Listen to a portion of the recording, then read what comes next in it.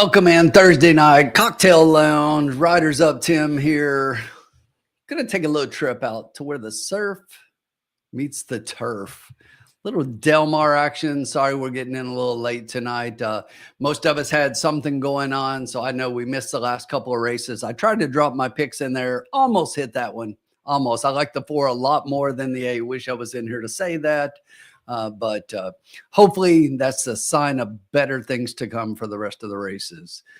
I'll have my friend Sean Patrick Nolan joining me here shortly. He'll be on here. Hopefully by the time this race goes off, I think we'll probably have him on. It'll be pretty close for him, but he said he should be on around 6. Good evening, everyone. How's everyone doing? I saw a little action in the chat here before I dropped in. Bobby D, as usual, in with the first bet. Bob Jackson, welcome in. Who else we got? Is it just you two and me? Is that it? Todd. Well, yeah, it's just you two and me. If it's just us and Todd. Got 11 watching so far. What's going on, everybody? Sorry I missed Tuesday night. For Tuesday night lights at Assiniboia. I had some things going on. It's busy at this time of year for me, so I think a lot of us are running into some schedule conflicts. So we're always going to do our best to still try to be here and put something on and have somebody on air with you guys so that we can play the ponies together. But should be a good night of racing. I took a quick look at the Del Mar card. I'll be completely honest. Because of that and being busy, I haven't had a lot of chance to go through the races as I normally like to do. So we're going to do some quick handicapping tonight. We'll kind of talk about them on air, go through them one by one. And sometimes I think that's the best way to do it. That way you don't come in with any preconceived notions, and we'll just go down through the field and see what hits us and see if we can hit something else, like a little money. How's everybody doing? What's going on? How's everybody's week been? Didn't get to see everybody Tuesday, so it's been a week for me. What's everybody up to?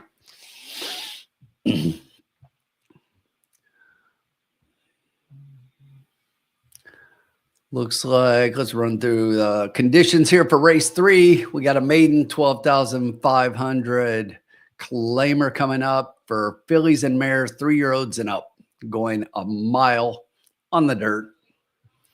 And pretty big field in this one.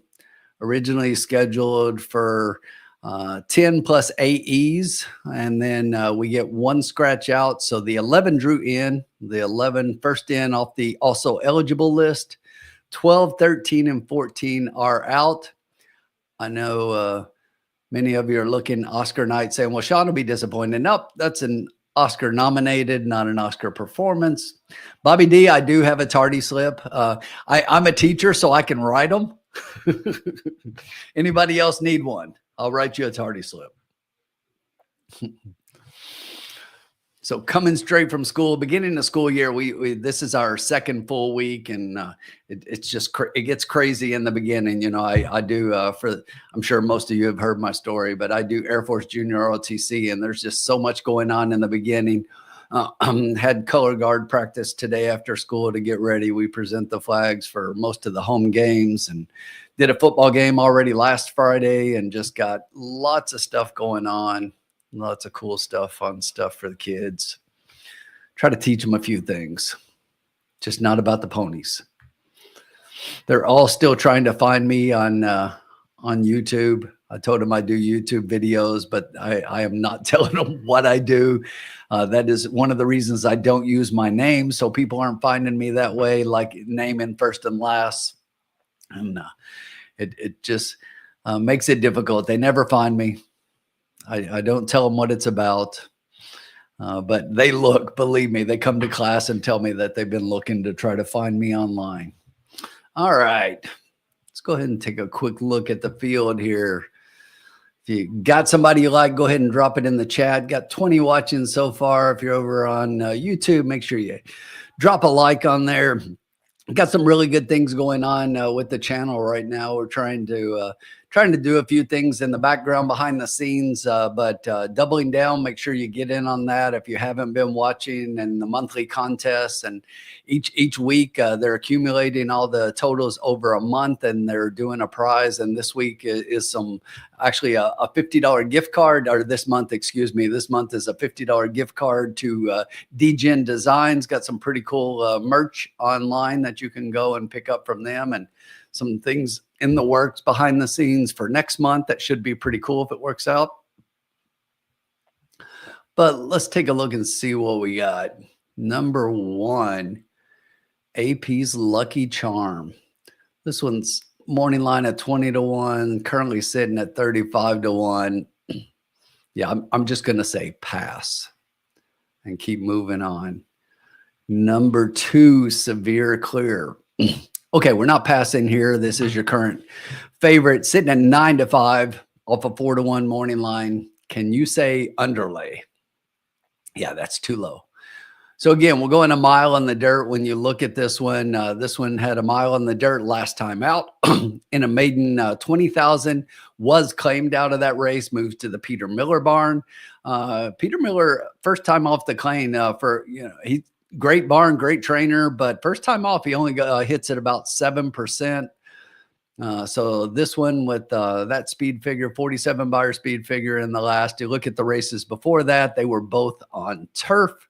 So that was the first time we got to see this one. Should see some improvement. We should definitely see some improvement. I think it's a barn improvement. So we should move forward off the barn improvement, dropping in class here a little bit, and second time on dirt, second try at the surface. Number 3 is Smiling Rapper for Bill McLean, getting Tyler Bays in the saddle. This one, 9-2 morning line, currently sitting at 3-1. So odds dropping on a few of these and going up on the longer shots. But this one's third off a layoff. You know, I love me some third off a layoff. If you look, 2 back coming off the layoff, maiden special weight, going 6 furlongs. So sprinting, going from sprinting to routing here. This one came back at 5.5 furlongs. Never been longer than the 6, though. So this one is definitely stretching out here. Does have the pedigree, Smiling Tiger out of a Dynaformer mare. So should be able to do pretty well at routing. When you look at Smiling Tiger sprinting on the dirt, he's at 16%, but routing on the dirt, his offspring go 18%. So you would think that this one might want to go a little bit further, definitely dropping down in class from the maiden special weights sprinting. Definitely one to keep in mind here. Number 4 is Violence's Or. This one for Jay Sweezy, getting a Uso up, a Mondo. 7-2 morning line, currently sitting at 7-2. So holding pretty steady there. This one coming out of a mile race at 20, dropping from 30 before that. Definitely moved forward in that first race at Del Mar a little bit from some of the earlier performances, but the race before that at Churchill was actually a little better. I like that one better, although that last time out kind of goes back to the speed figures that this one was doing. That last one didn't look very good on the track. Is dropping down a little bit here. There was, if you look at that Churchill race, there are some things there in that line that kind of interest me a little bit. Better speed figure. So hopefully, if this one can get back to that form, I think it's definitely one to keep in mind. Always interested with horses second time at a new surface, and this one has run the one time on the dirt at the 2 times on the dirt, has the 1/3 there at Churchill. Oni, the number 5 for Stacy Campo. This one is getting Cristobal Herrera, jockey change there. If you didn't note that one, getting Herrera up for the number 5, 20-1 morning line, currently sitting at 30-1. Second time starter. First start was back in March. Didn't really show anything. Finished last of 6, beaten 26 lengths. Nothing in the workouts that show me this one has done anything since then. We'll just completely toss that one out. Expressive Love, Marcelo Polanco. Marcelo Polanco trains. Rodrigo Berrios is getting the ride. This one is currently sitting at 6-1 off a 5-1 morning line. Second off the layoff. Had a start back in January at Santa Anita, then came back a couple months later in March. So went from sprinting on the dirt to routing on the turf. Takes another layoff till August, comes to Del Mar and goes sprinting on the dirt. And now we're going routing on the dirt. I don't think they figured out what this horse can do, if anything. So the odds on this one, I think, is a little bit interesting to be 6-1. Do have a nice bullet on the 14th of August there, the works.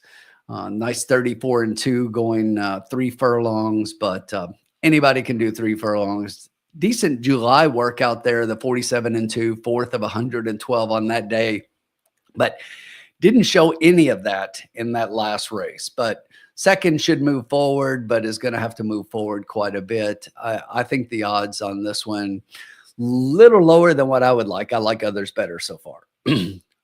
Reckless Optimism, the number 8 horse, Ryan Hansen. And this one is getting Adrian Escobedo, currently sitting at 16-1 off a 15-1 morning line. Had a couple of races back at the beginning of the year, been off beginning of the summer, been off since June. Has been working, went Santa Anita, there from there to Los Alamitos, but has been working here over the surface. Has some works that look okay. Middle of the pack type works, but depending on the trainer, that's not necessarily a bad thing. That's the way a lot of them will continue to work them. So we'll take a look at this one in the paddock. I don't see anything here that kind of turns me off for this horse. First time going the distance. So this one is McKenzie. McKenzie's to me are more sprinters. So we'll take a look, but I think this one, I'm not sure. Maybe they're trying to get a little fitness at the mile before they drop this one back to the sprinter in the second start here. But kind of long odds here. Number 9, Cohart. This one hasn't showed a whole lot. Last race at Del Mar was at 6 furlongs back in July. That was a maiden special weight, but if you look back before that, this horse was running in this class of race and has yet to hit the board. Pretty long shot, currently holding at 36-1 off that 12-1 morning line. I think this horse deserves every bit of that. Number 10, Union Heiress, Wayne Baker. Wayne on this one is getting Serapine Carmona up, currently sitting at 10-1 off a 6-1 morning line as the post parade hits the track. Just one more to go after this one. So this one's coming off a layoff since June, raced at Santa Anita before moving over to Los Alamitos. Did close up okay last time out in our 12.5 at Los Alamitos. Those speed figures are a little bit below some of the other ones that we've seen for some of the others, but we've got a few works over the track here, dating back to mid-July. So another one to take a look at here as they work. And last, Coconut Girl. For John Ivory, this one is getting Sophia Barandella up in the irons, currently sitting at 27-1. It's interesting. All the long shots morning line have gone up quite a bit, and all of the lower priced horses seem to have gone down. We'll take a look and see where we can find some value. But Coconut Girl has had a couple tries here at Del Mar last 2 times out. Hasn't really showed much sprinting, is going to be stretching out, but did do a mile twice at Santa Anita, and both of those were beaten badly, 15 3/4 lengths and 35.5. Eased in that last one, so not a lot to like there. What's everybody like? Did anything I say make any sense to everyone? I got a couple here I got in mind, so we'll take a look here and see what we think. But I definitely think that There are a couple horses that make sense on paper. I don't like the price on the 2 at all. Hope that's come back up a little bit to 2-1. They're currently showing the 2 on the track. I'm trying to take a quick look at the horses. Didn't get to see them in the post parade as we talked through them.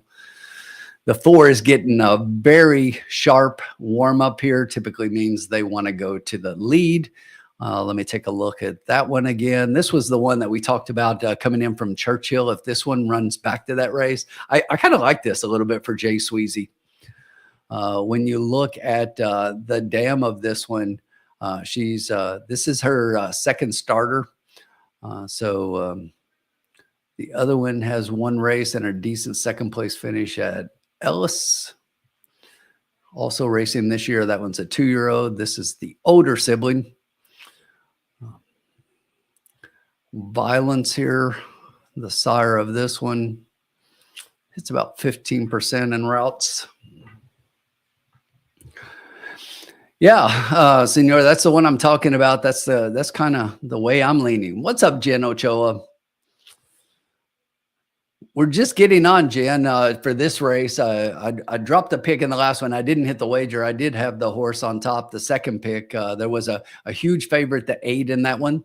The Ocho did finish second as the favorite, and the 4 finished ahead of that one at 3-1. So decent price on that one. But I'm definitely liking the 4 quite a bit here. The 2 looks good. I don't think you can leave the 2 off your ticket. The 2 makes a lot of sense.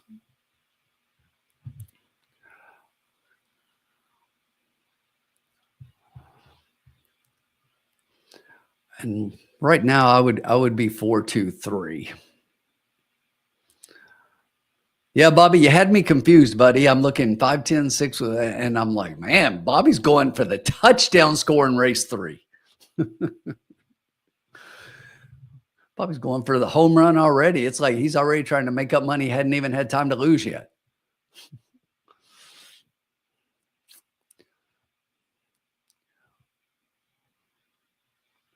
The 5 is a beautiful specimen of an animal. The really light gray, almost white. 3 getting a good warm up here. Man, I wish I could go beyond the top 3 picks as far as odds go. Who would I put in with them? Let's see. We got to pick one here. We got to find one. Let's see something. Got to find one. Oh, looking.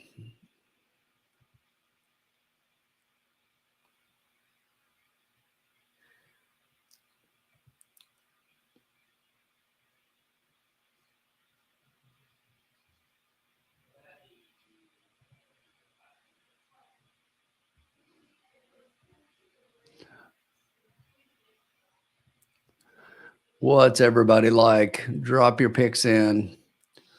My initial impression is 4-2-3, but I gotta find a little bit of value. That's way too chalky. Way too chalky. You know what? I got it. I got the value. I got the value horse.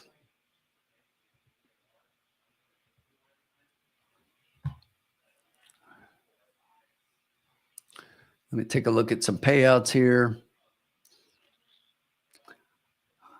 Love to hear that, Mike. I capped the card for Saturday. I went through all the races yesterday, and I've got Jose killing it on Saturday as well. So let's hope he keeps doing that.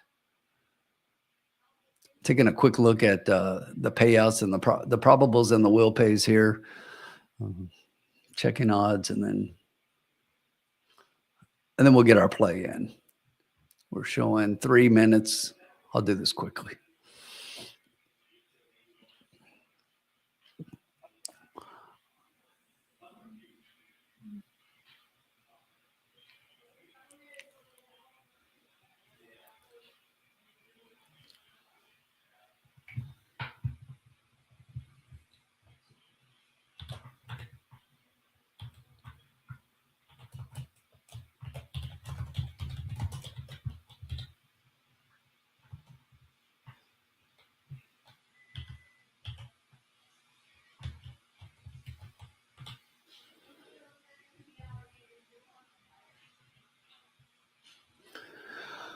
All right, let's run it.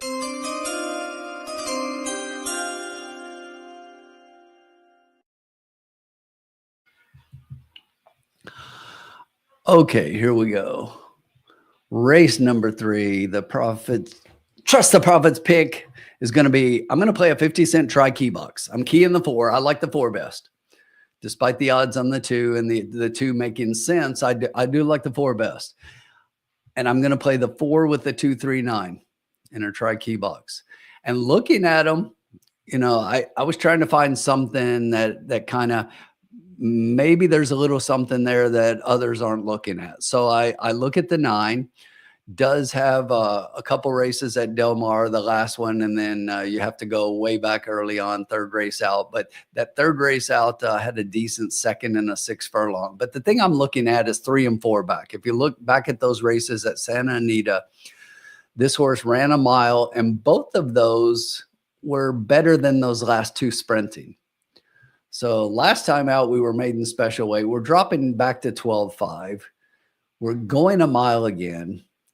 I think if this one gets back to those races, those numbers match up with most of the others other than those top couple. So let's do that. Let's give that a shot. See if we can get something home here. Bobby D is going to play an exacta box 2-4-6 with 10-8. I almost made the 10 my value pick, but despite that last mile at there that the horse ran at Los Alamitos, I have trouble with this one. Does have 6 out of 10 in the money underneath in 2nd and 3rd, 2 seconds and 4 thirds. I like that, Mike. Money back the 4. Let's do it.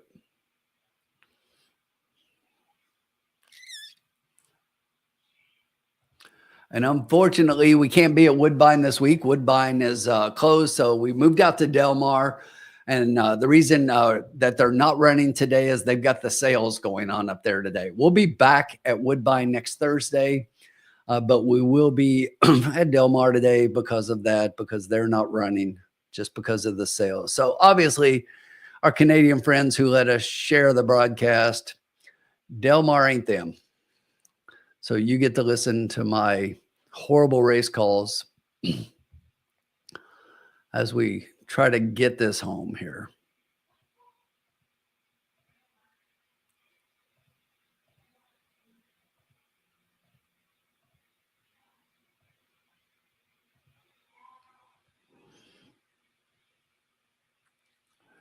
We are loading up. The 9 is going in. 2 left. Todd's going win, play, show on the 6. What's up, Todd?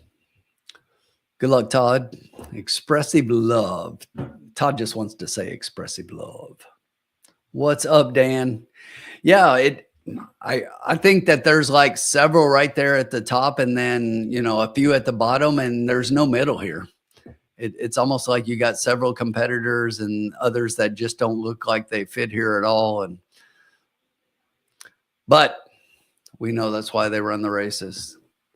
All set, loaded up at Del Mar. Let's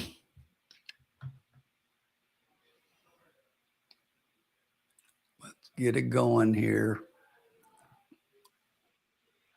Hello, sir.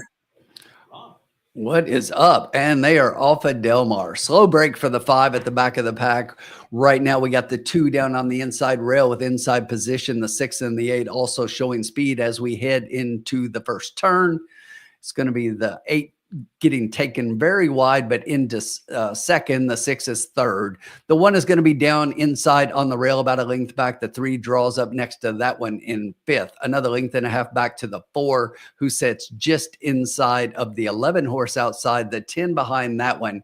And then it's about 7 lengths back to the 5, and the 9 currently at the back of the pack. I think is going to come with a rush. 2 up front, got a length lead. 6 and the 8 run as a pair. 2 and 3 wide, sitting just outside. The quarter was in 22.3 seconds as the 6 comes up to start putting a little bit of pressure on the 2, and the 2 draws out a little bit. You've got the 3 sneaking up the rail, currently moving up into 3rd. The 10 coming with lots of momentum is in 4th and now challenging the 3 for 3rd.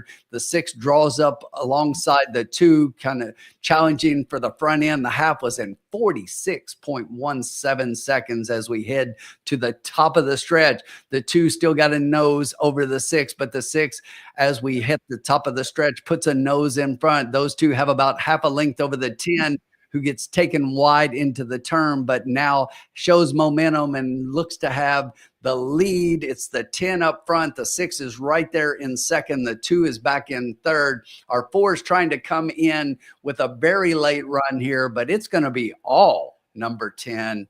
Going to win this one by about 5 over the 6 and the 2. That 9, my value I liked, did come with a run, got up for 4th, rounded out the superfecta, but didn't hit our try. Oh. What's up, my friend Sean? Hey, buddy, how are you? Okay. Jen had the 10. Good job, Jen. I saw a couple people talking about the 10 there. Yeah, 12 to 1. Was it Serafin Carmona? Yes. With the upset at 12 to 1. Off a Big 6 to 1 morning line. Big upset. And you know, that was one. Bobby had the 10 underneath and is exact. And I was saying I almost put the 10 as my value pick, but the one I didn't really like is the 6. Yeah. So my bad on the 6. Expressive love. Yeah. Huh. Great. Hi, Todd. Hi, Paul. Everybody. Great to see everybody. Yeah, I don't know if you already told everyone that there was no Woodbine today because they had the sale. Okay, good. Yeah, I had just said that right as we were getting ready to go off and telling them why that we weren't showing it and why we weren't at Woodbine. So, oh, Bobby had a box. Oh, nice. Oh, very good. Then Good you're job, definitely Bobby. covered. You've got it then because you've got 6 over 10. So yeah, you did say exact the box. So yeah, great job. Bobby. You will have that. Wow. Great job because the 10-6 exacta, as I look at it quickly, the 10-6 exacta for 2 is paying $195. So wow, almost great $100 job, to 1. Bobby's buying dinner tonight. Good job, Good Bobby. job, Bobby. Nice hit. That is great. Great hit. Yeah, you could kind of tell that 6 was kind of licking his chops there. As the 2 on the front were just ding-donging each other. And he was in the perfect position. Yeah, he really was. It didn't look like a lot of people were closing either. I hate that I like that, like that 9 underneath and wasn't able to do anything with it. Yeah. But and 9 got up for 4th? Yes. So at 25 to 1. You have a great pick at 25 to 1. Getting some value there. Getting some big value. So let me see. What was it? So it was, what was the order? It was what? 6? 10-6 to 9. 10-6, 12 to 1, over 5 to 1, over 7 to 5, over 25. That should be a nice one if someone's got it. Yes, for sure. Wow. That's a nice one. 10s doubles, 139. Yes, that was wow. Nicely done, Bobby. And Jen's still alive for her double. That's great. Good job to everybody. Hey, Sean, I jumped in real quick to get things going, but since you're here in between races, I'm going to grab a drink. I'll be right back. Yeah, absolutely. Go ahead, my man. All right. Thanks, guys. I was trying to get here as soon as I could.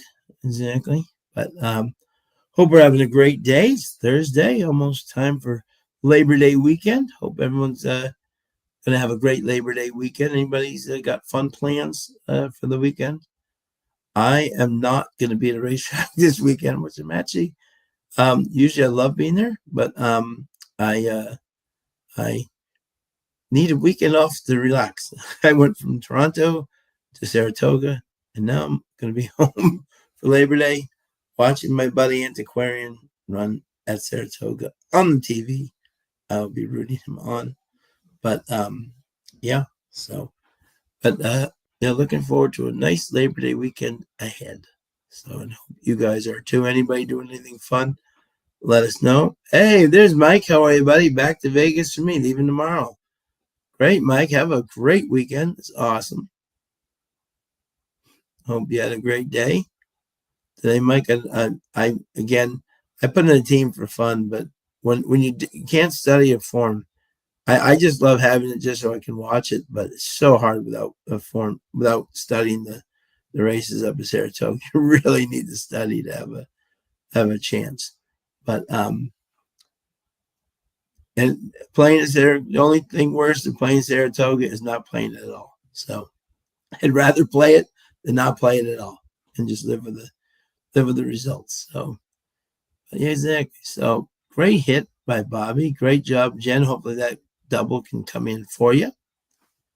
And what races are you looking forward to? Are you looking forward to the Pacific Classic, the Jockey Gold Club?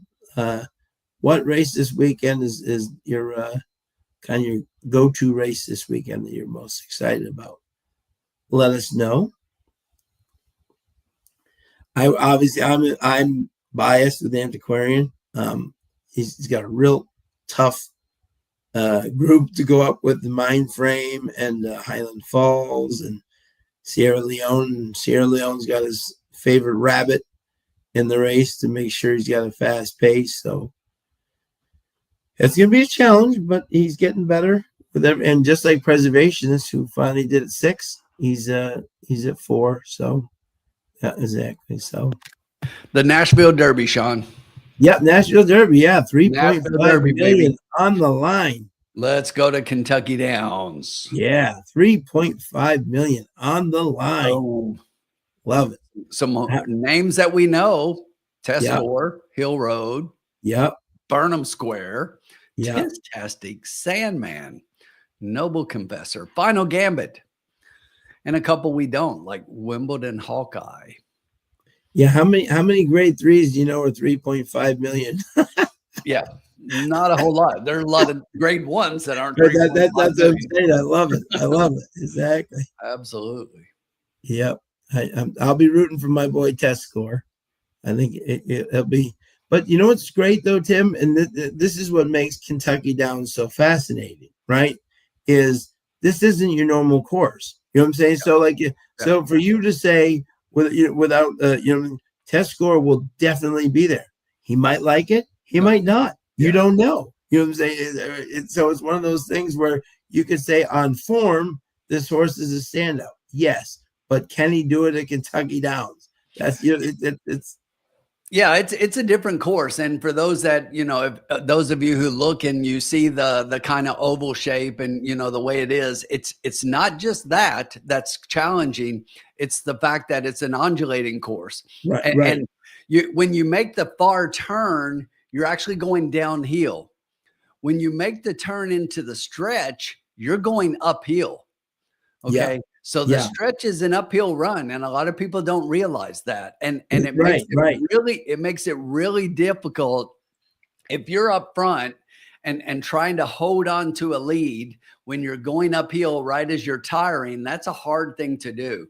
But it can also be if you're a tactical horse and you get the move and you're a horse that's further back, it's hard to close on some of those horses sometimes if the fractions don't line up, because you have to close uphill.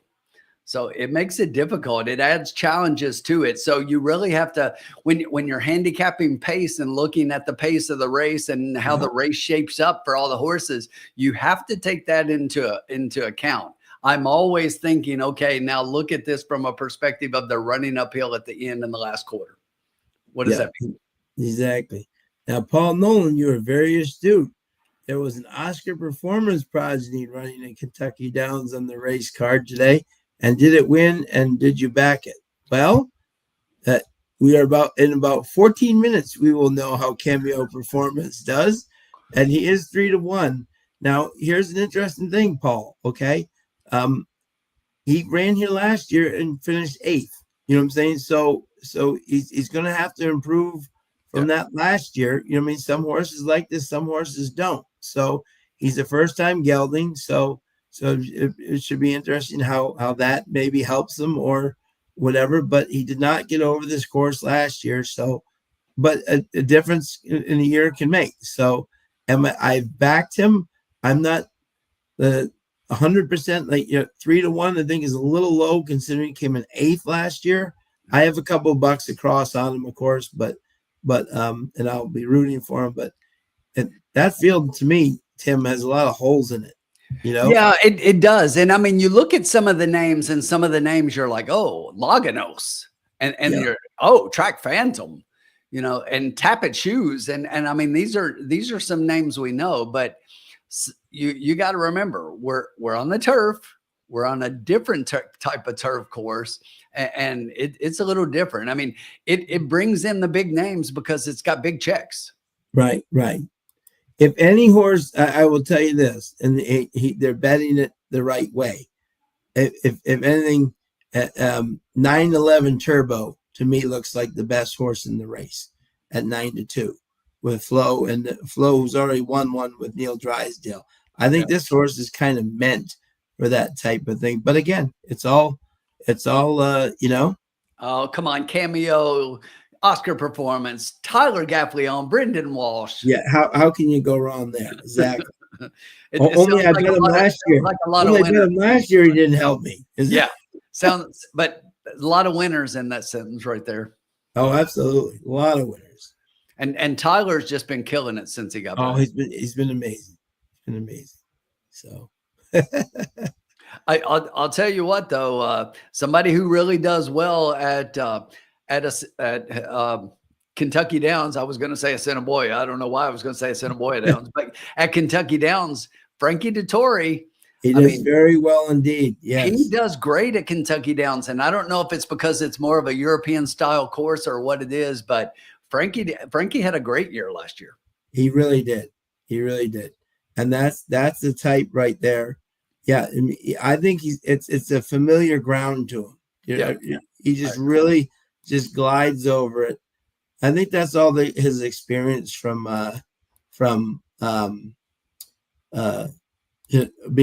having ridden in Europe for so many years. Yeah. Most likely. Frankie had a winner today.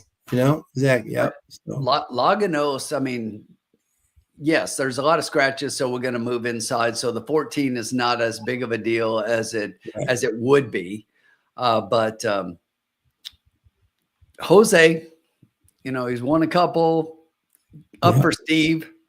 I will tell you what, one thing, if you look at last year, I think when Eric Asmussen rode for his dad, I think he was over like 100.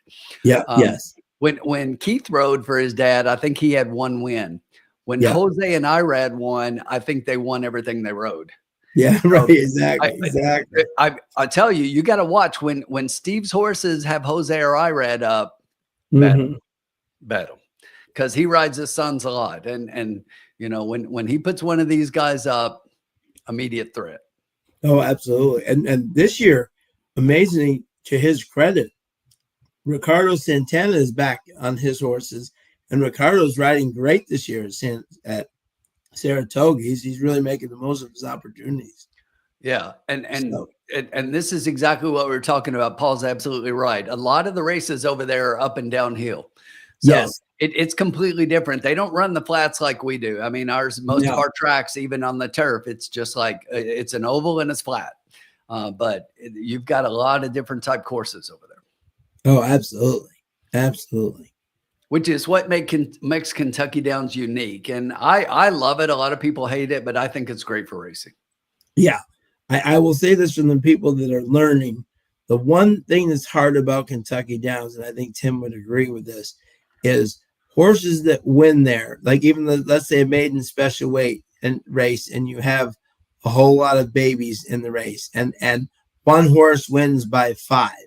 Now, if a horse wins at Saratoga or wins at Keeneland by like 5 in their first start, you'd be like, oh my God, this horse could be like a stakes horse, right? At Kentucky Downs, that may not always be the case at the next track they run. You know what I'm saying? Is that because as Tim said, the ground is so different. They may just love the undulating ground, but when they get back on the flat course, they may be a totally different horse, or vice versa. One horse may hate the Kentucky Downs Right. turf course, and then you'll say, "Oh, this horse isn't good." And then all of a sudden he goes off at 9-1, and then all of a sudden you're looking at the he wins by 5. Like, oh, that horse came in 8th at Kentucky. Well, he didn't like the undulating ground, you know. So it's fascinating to see for sure.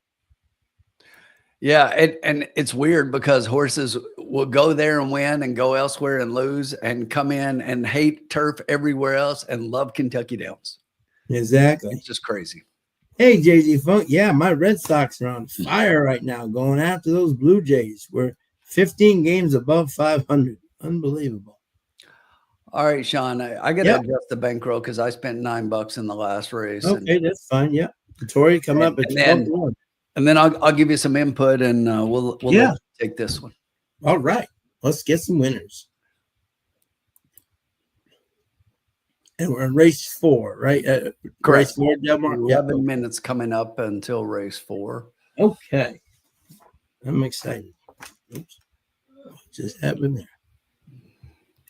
Okay. Go. All right. Yeah, scratch to the 4, huh? Okay. Yeah, when we look at this one, we're maiden special weight. We're on the turf, sprinting 5 furlongs. These are for California breds, our California sired maidens, 3-year-olds and up. Yeah. So sprinting on the turf. And we have a 1-9 favorite. Yeah, that's what I was going to tell you, Sean. This sucks as far as a race goes because I just don't see them beating this 5. No, exactly. The 5 was 7-5 on the morning line. Man, I don't like 1-9 at all. I mean, it's almost like taking a shot against this horse because it's maiden races. We know how much we've talked about that in a maiden race, anything can happen. But when you look, these were 2 solid races, but both of them, this horse showed early speed and then got beat in both of them. So maybe that happens again. Yeah, the last time this horse was your even money favorite last time out and got beat. Yeah, exactly. So you never know. You never know. You never know. Exactly. But if you look at a horse like the one, who is somebody that I also like a little bit in here as far as the horses that have some experience. Yeah. But this one's 20 speed figures behind. Yeah, so right. It's a pretty big gap, which is why I say again, you take a glance at all the first time starters in here. And as you go through, you don't see a lot of huge figures and everything. But the one that kind of stands out from a works perspective to me, Sean, is the 8 Tom Mix. Yeah, Tom Mix. Bill D'Amato getting Antonio Fresu up. When you look at the sire's 10% winning first time out. The Dam, who I always like to look on the bottom as well. She's had 7 starters, Sean, and she's got 2 firsts and 2 seconds. So 28% win and 4 out of 7 in the exacta. Yeah, exactly. So I think the 8 really has a shot here. Yeah, I do too. And the 8 has floated up from a 7-2 morning line. We are at 12-1. Now, I'll also say this. 12-1 is your second favorite. Yeah, right. because of the 1-9. Yeah, exactly. So it's a little crazy. It's a little crazy. Tom says he's got the 6 coming up here at Kentucky Downs. Yeah, so exactly. Good luck if you're following along. You know who I think's interesting here at a price, right? Is the 7, Dane the Great, out of Richard's Kid. Mike Pipey is what do you call it? First time turf. Mike, where is he? First time turf, 26%, and first time Lasix 20%. Yeah, and first time starters 11%. So I mean that's not terrible, Yes, that's not a terrible group, is it? Now the dam on that one, she's had one other starter, and that one didn't do well. Ran at Century Mile, so Right. No, but there. I'm saying it's just interesting. Yeah. I'm saying from a So the answer to the formulas question there is, And the Oscar goes to Cameo. No, I've never heard of him. I think he's a first-time Brazilian import. yeah, First-time Brazilian import, and they're really betting him down to 5-2, and I have to think this is more Brendan Walsh and Tyler Gaffilione than. Now he's getting class relief big time. You know what I'm saying? That could be when he ran last year at Kentucky Downs. To be fair, that was a much bigger race. You know what I'm saying? So he's really getting class relief today. You know, and that could make a big difference. You know, sure. And that this will be interesting to see. We're only 2 minutes away from that race. Yes, a couple minutes away from there, and then we are 6 minutes away here. Yeah. Okay. Yeah. So okay. So horses looks like everyone's saddled. I think they're doing a shoe repair on the 6 here, so that's our delay. Okay, gotcha. Okay. Okay, so watch. No, in horse racing, the two of them will run against each other. Whoa, the 5 on the track thinks it's a rodeo. Yeah. Buck off the rider. and you know that's interesting though, because this is your 1-9 favorite, and I mean this horse is acting up a little bit. Oh yeah, no doubt. Yeah, I think the 8 looks amazing at 8-1, Sean. Oh yeah, looks very good. Yeah, no doubt. Let me see here. I mean, to me, it's almost like I would want to take a stab. My picks I'll give you, Sean. I would take a stab trying to put the 8 over top, get the 5 underneath, and I think the 1 makes a lot of sense. So 8-5-1 is what I'll give you. Yeah, is that rain? Yeah, there's rain at Del Mar. Is rain at Del Mar? Huh. Okay. Does that change anything for everybody's kind of excited up there? That's why, you know, we say it's maidens. We have come up. Right. We are no longer 1-9, Sean. We're only 1-5. Yeah, there you go. See? We get a heck of a price now. We're 1-5. Oh, absolutely. I think the 1 looks great too, Sean. Yeah, he does. Yeah, on his toes, big time. Which is what you like to see, especially for a first. You know. Exactly. This is. Yeah. So what was your top 3, my friend? So 8-5-1. 8-5-1. Okay. 8-5-1. Okay.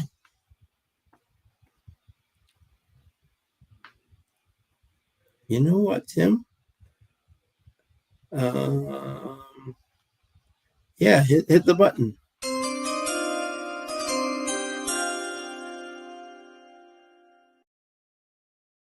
Box 851.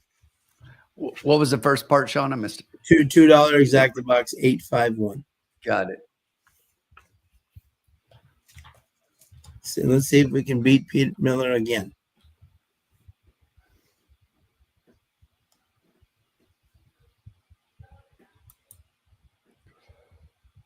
We missed a couple of races, so we'll be okay.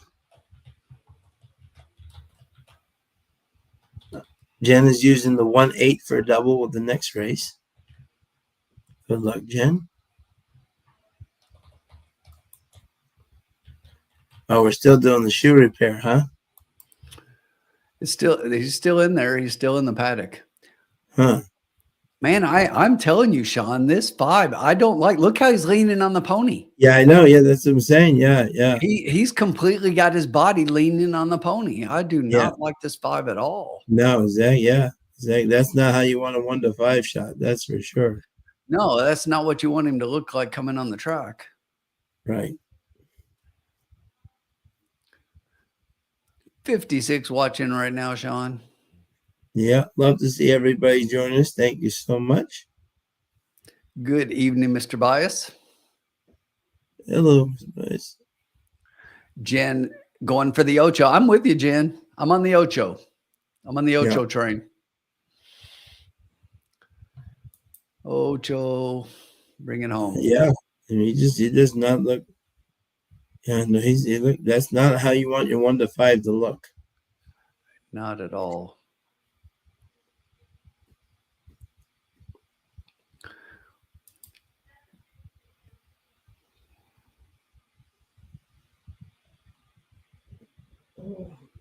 How's the weather down there today, Tim? Beautiful.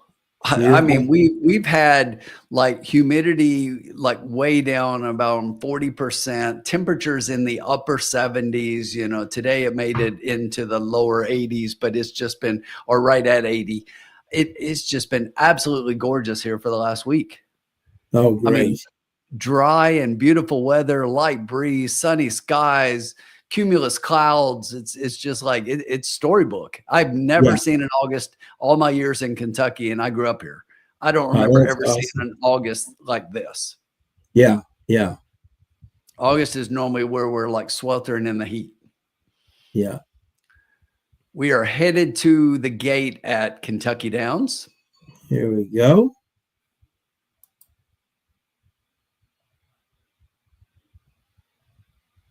The field is making their way to the starting gate.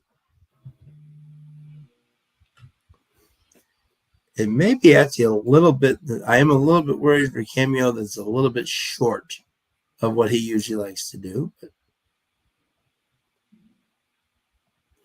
with Tyler, you always have a chance. I agree.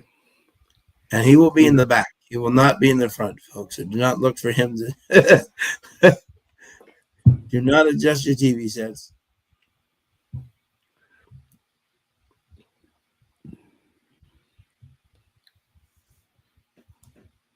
Let us know who you like if you're James White. Is that win place exact the box 810? Is that for Delmar, my friend? And double is $4 with the Ocho. Oh, nice, Jen. I find it ironic that Peter Miller has a horse named Crime Lord. Well played, Mr. Bias. Well played. So we are still in the gate at Kentucky Downs. Yes, we are still waiting, it looks like. I know, huh? Delmar. This is weird. Yeah, Six is headed out finally. He is just now hitting the track. Wow. Or she. Yeah, wow.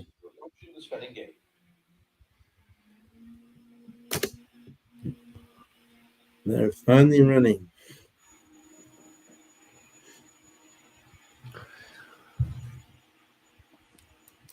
They are off at the Kentucky Downs.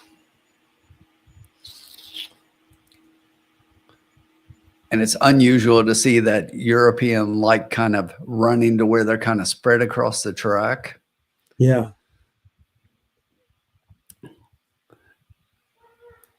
One showing some early speed. 12 sitting just outside him. Laganos 3 wide in third. Down on the inside, that's Track Phantom in fourth. But right behind those, there's Multitask. 45. That was a 22. Whoa. 23:45. Yeah, that second quarter went fast. From the very back, here comes Tyler starting to trying to get involved. Yeah, there he is. He's between horses looking for the rail. He's got work to do, though. Logano starting to make a move outside. Here he comes. He's really rushing. He's up in striking distance. He's up into fourth. Laganos is up there right now. Laganos is running trying away. To get out, trying to do that final run. Yes, here he comes. He got outside. Laganos uphill. He's going to have a fresher horse coming from the back. Still got work to do. He's closing the distance. Laganos. They're not going to catch him. Laganos with the win. Oh, close for second. We get second. Close for second. Cameo Performance and Ohana Honor. 7 and 8. So 14. wins easily, and then 7 and 8 close for second. Yeah, Laganos look like Yeah. Much the best at 2-1. much the best, making 2-1 look like a gift. He definitely ran a better race, though. That's good. Oscar did than last year. Yeah, that wasn't bad. Yeah. And to come from behind on this track is not an easy thing. So the fact that you got it, that's exactly what I talked about. When you're far back, you got to be closer. Yeah, you got to be much closer to really have a chance. That uphill makes a difference. Yeah. I would say you got third. I think he got nosed out. Yeah. But a good effort nonetheless, though. Jen has to go take care of her dogs. All right, Delmar. Okay, yep.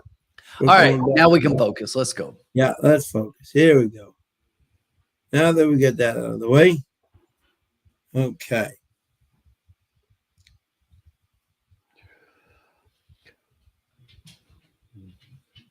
This 5 is not looking like a 1 to 5 at all. I don't think so. I really don't. I mean, the 8 to me at 6-1, it's almost like maybe a little win place play. Yeah. I mean, he is just not showing any desire to run right now. He's almost run part of his race, And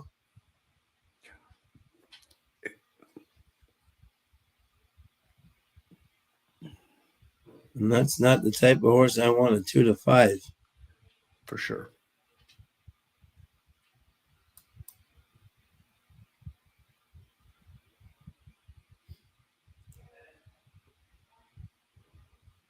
You're going into the gate. Good luck to everybody.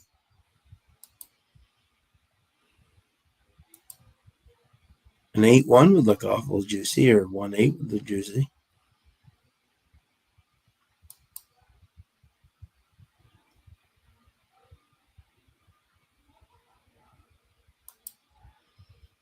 That would look awfully juicy. 3 left behind the gate.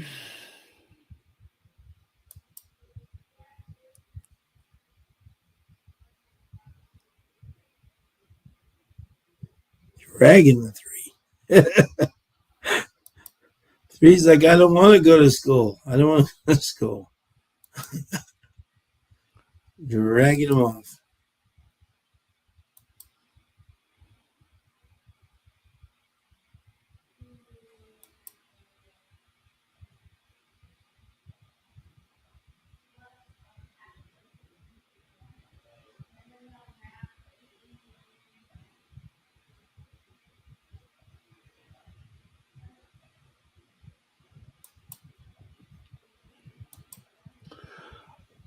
Thank you, Mike. Appreciate that. 25 on Jose since Tim. Thank you, Mike. There you go. Boom. I love it. That was a good price for that horse. That was a great price. And I apologize to all the Churchill and Ellis riders in advance. Jose's back. Yeah.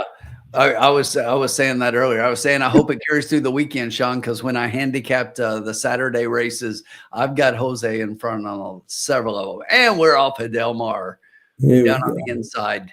We're taking a nap out front. The 5 is right there, a length off that one into second. The 9 horse is currently sitting in third, a length and a half back with the 10 just outside that one in fourth. Another 2 back to the 6 down on the rail. The 7 sits outside that one. Another 3 back to the 3 horse. The 2 horses behind that one. And our 8 is way at the back of the track. Can see them all up front. 1 and 5. The 1's got about a half length. As the 5 starts closing up. Keep this going. The 10 horse coming back behind that one. The 8 has got a lot of work to do from the very back, but it's starting to get inside momentum and move. But as we hit the top of the stretch, the 5 is going to put a nose in front here. Come on, 1 is right there.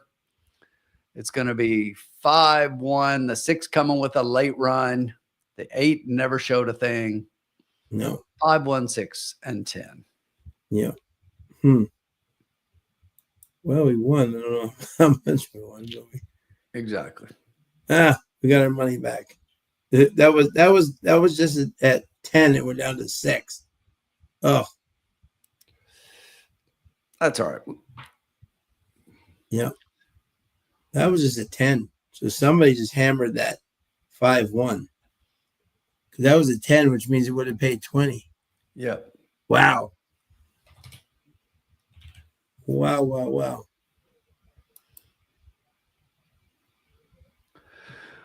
5-1-6. Well, So the 6 got the new shoe and came in third at 44-1. he did. Yeah, exactly. That was the strategy. Make them all wait. Yes. Get a rest. And it Little paid off. massage. Exactly. Got a little massage in the paddock. Absolutely. Good job, A everybody. little extra time. 2-7 over 10-1. You know the So I guess bookies. the 5 is just much the best in there. Yeah, exactly. Jackfish. Peter Miller. The legend grows. Never a doubt, James. Never a doubt. I was trying to talk myself into something different there, James. I mean, he looked much the best on paper. I said that. It was going to be hard to beat him. Yeah. I did not like how he was acting on the track. I will tell you, his trainer's not even going to like how he was acting on the track. Yeah, no doubt. That has to be a worrisome kind of couple of minutes, you know? Even though he was the best. Jackfish never in doubt.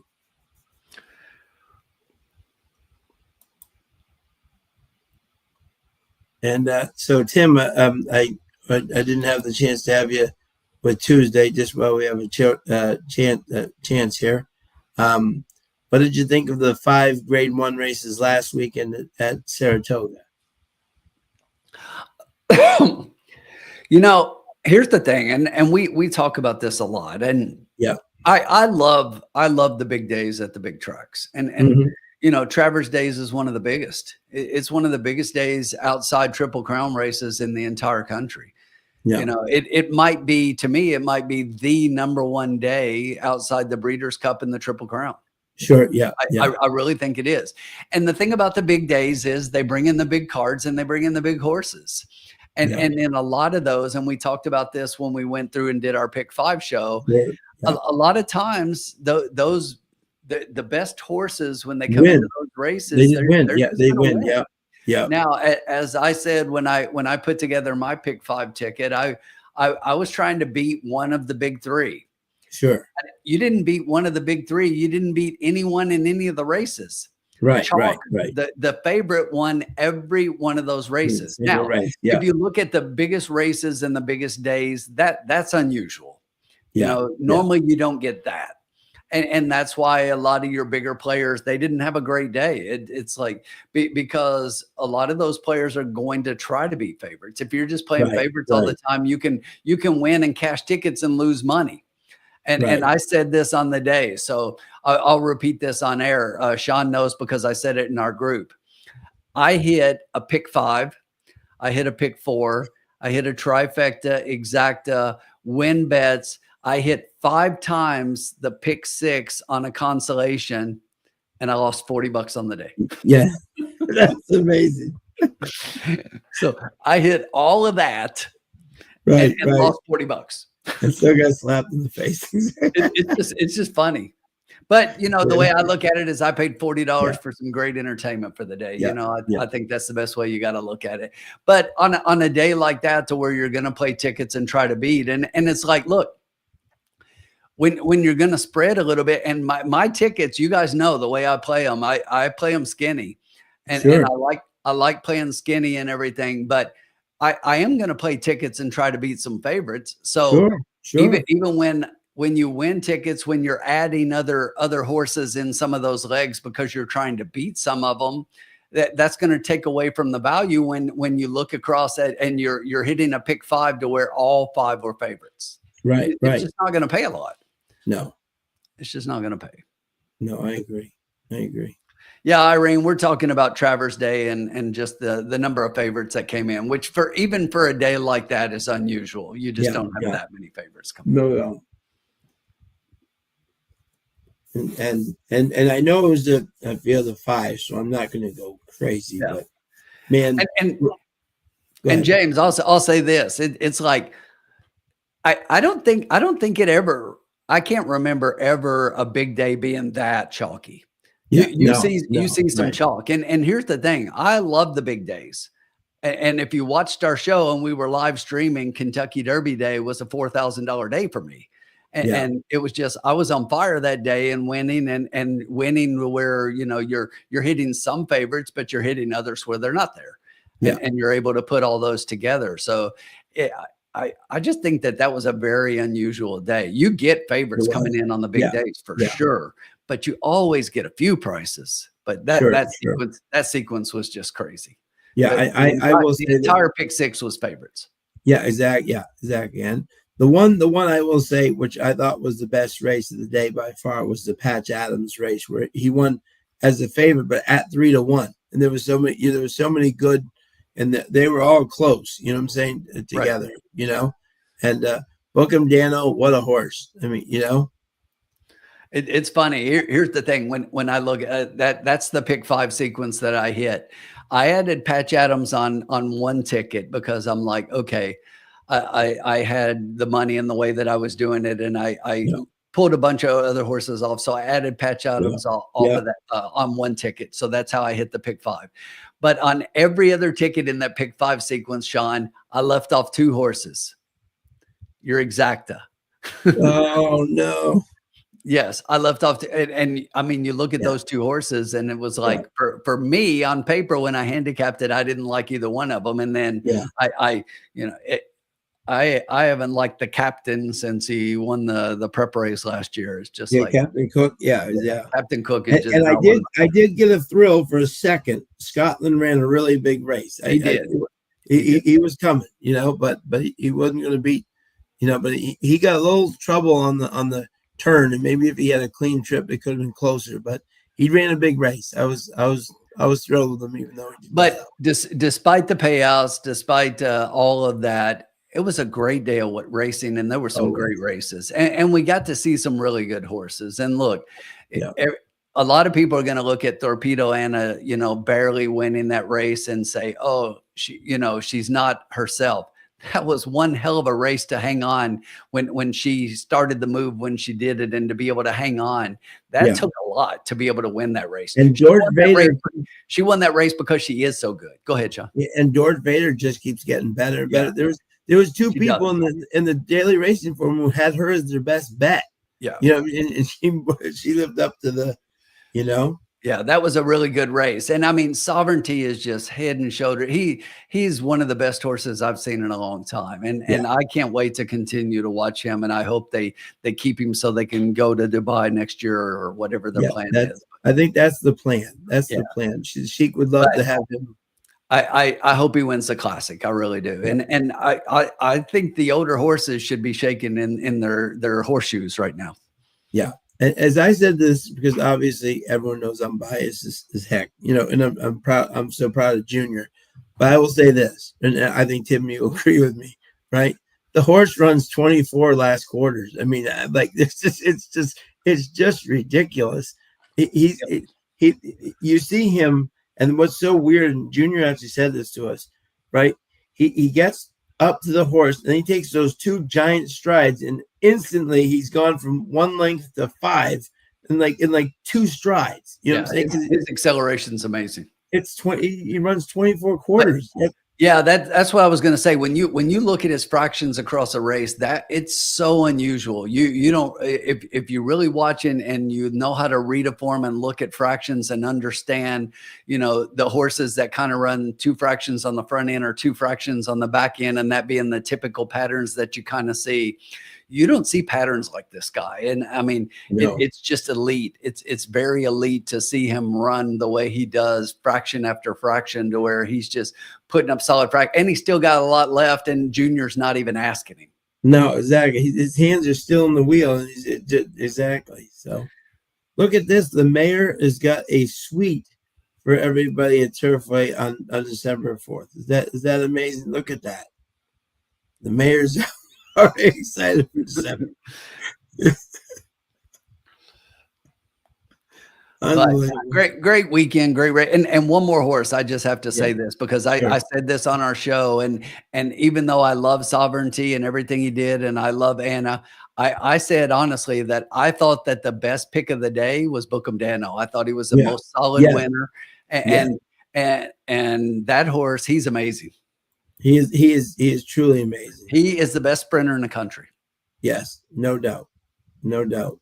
We'll miss him at the Breeders' Cup, but I actually got to talk to the young connections, the son who's one of the owners, and I said because they had originally weren't going to run in that race, right? But then they did, and he won.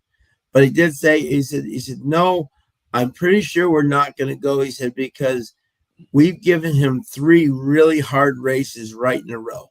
He said he doesn't owe us anything this year, and they want him back next year, and he said he's run 3 really hard races in a row. He said we don't know if going to California will just be. He said we'll see. He said, but he's run 3 really hard races, so it'll be interesting to see if they do. But I think they're kind of leaning just in. Hey, he owes us nothing. Where we see him is at Parks in the sprint race. That could be. I mean, talk about money. There's no. The interesting for anyone who's going to the Parks Derby this year.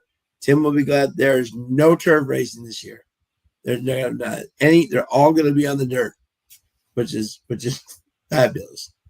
So, Sean, did you say you got the exact with Sovereignty? Because I know you and I are fans. I saw that the horse. Yeah, I did. I actually won fan stable duel because of her, because of Vicky. I played her, and ironically, Billy's barn is right next to Vicky's in Florida, and Vicky's best friend is Rachel Halden, who was his assistant for like 18 years. So Billy was almost more excited for Vicky coming second than he was of winning for a second. So congratulations to Vicky. Vicky Oliver is known as a turf trainer, and she doesn't have any dirt horses. So to come in second in the grade 1, that's pretty darn special. All right, let's get back to our focus here, huh? Let's do it. Tell me what you think, Sean, and then I'll take this race. And I didn't put our money in. Let me do that. Yeah, sure. Yeah, no problem. Yeah, absolutely.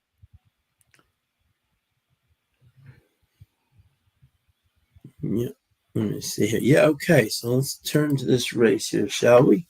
So much going on. Thank you, Irene. Bobby D. He's got exact box 4, 11, 10, 1, 5. Was that? Trying. Bobby, if you can clarify that for us. I don't want to say the wrong things there for you. Race 5, 6 furlongs, maiden 32,000, fillies 2-year-olds with the babies. Yeah, and this is an interesting race here because we've had some horses that have run here. Ironically, we have a horse here that was trained originally by Vicky Oliver. Kind of interesting segue here. And let me see. And who's the 9-5 favorite? The horse that was originally trained by and I did like her. I like this race, maiden 30,000. Sassy Fox, what do you call it? Came in second in a $75,000 stakes race at Delaware. That's the horse she lost to. Tim, one of my biggest handicapping things that I love is I love when a horse loses to a runaway winner, but it's still second, like ahead of everybody else. I love betting that. I love betting that horse back next race. So my first pick was the 4 Bears board, Antonio Fraser, Doug O'Neill. Like the solid workouts, 4 out of 102, 2 out of 20. Probably a maintenance workout last time was still 6 out of 18. Fraser's aboard for Doug. They're 19% together, almost 20. I just think this horse is too tough for this group. Second, I had the 11, who does draw in here because of the scratch, Fire Illy out of City of Light. Ryan Hansen, the Los Alamitos trainer, brings his horse over here. I do like the second place finish. He was bumped at the start and then led and then was caught, but I think that bump really hurt him. So I think this 11 is ultra live, second time Hansen at Del Mar. And then my third horse was a long shot in here. Alluring Valentine, 13-1 with KK. I did like the fact that this horse was Severa last time, did come in third, solid third, and the shape was 3 deep around the whole track, but still held on for third. So maybe the 9 could get a price at I don't like them to win, but maybe underneath, just as a value play. So I was 4, 11, and the 9.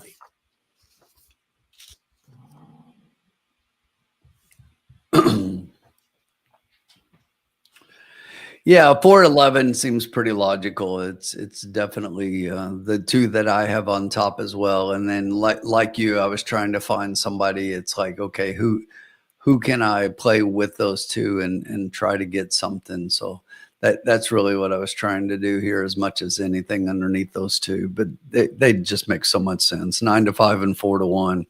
Yeah. I wish I could find something and say that they can beat them, but I love the 4. When you look at Sassy Fox, you talked about Sassy Fox, but Sassy came out of the maiden 30, came back in a stakes race at Colonial and finished second at like 17-1. So almost won in a stakes race coming out of that race. That was a good race, and that was a really strong filly there that this one lost to. Yeah.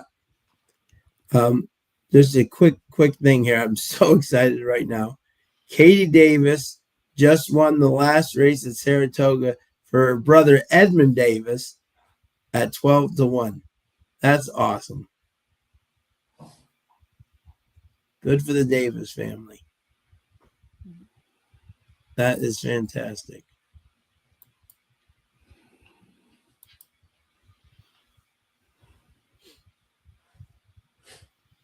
Godolphin has used John Gosden as a trainer in group races this year in UK.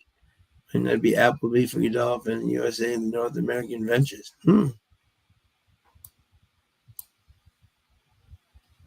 Yeah, he said some, Zeka, but Charlie still got a lot of them. So a lot of them will ironically go up to Woodbine, including Rebels Romance.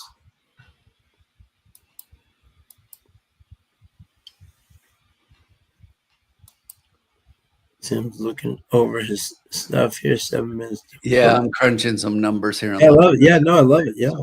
And the horses are coming around the track right now.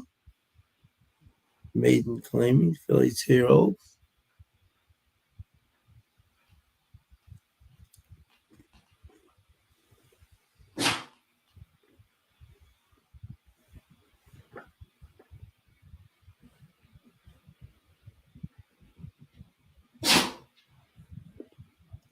So they're on the track.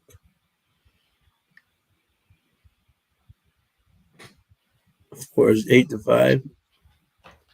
Jenny's Ocho is definitely on their toes.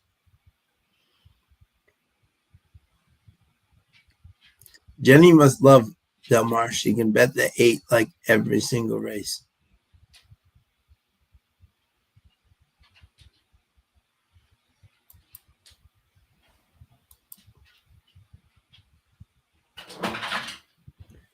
Yeah, she took out Kendrick pretty good.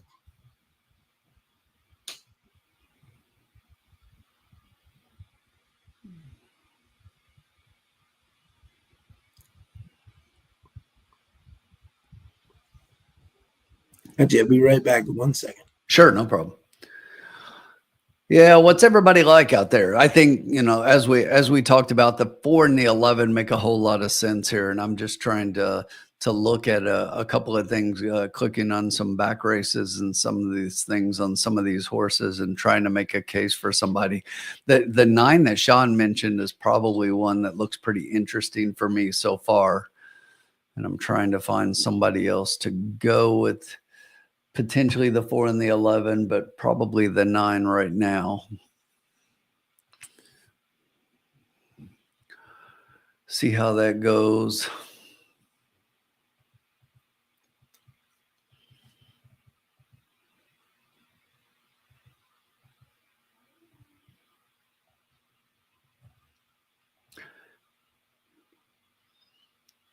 What's everybody like? Let's go. Not seeing a whole lot of conversation in the chat tonight. Yeah, in honor of that win, I'm wearing my Katie Davis Smiling Assassin hat. There you go. I love it. She just won at 12. So I had to put on my hat there for a second, just to honor her. Love it. There we go. You know, we got quite a few in here that are dropping out of maiden special weights, and I know that's always a challenge. Dropping to this maiden claiming level, and it's just hard to read looking at all those horses. And I know, isn't it? I still don't see anybody off that drop that makes a whole lot of sense. But I wanna like this 10, but I like the Sweezy horse a couple of back, and that horse did nothing. Yeah, right. Nothing.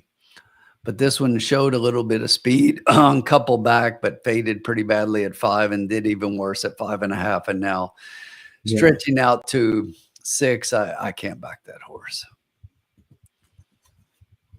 Can't back that one. I want to like the 2, but the barn just yeah, exactly. Really cold. The 3 you don't know because it's out of Nick's go, and you know what I'm saying? Exactly.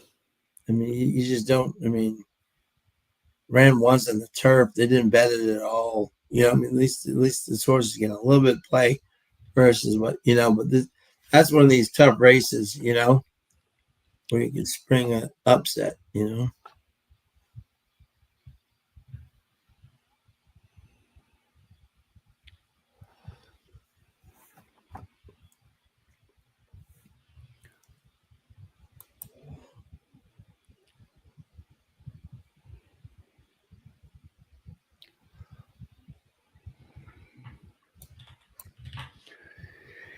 You know what, Sean? I think I know what I want to do.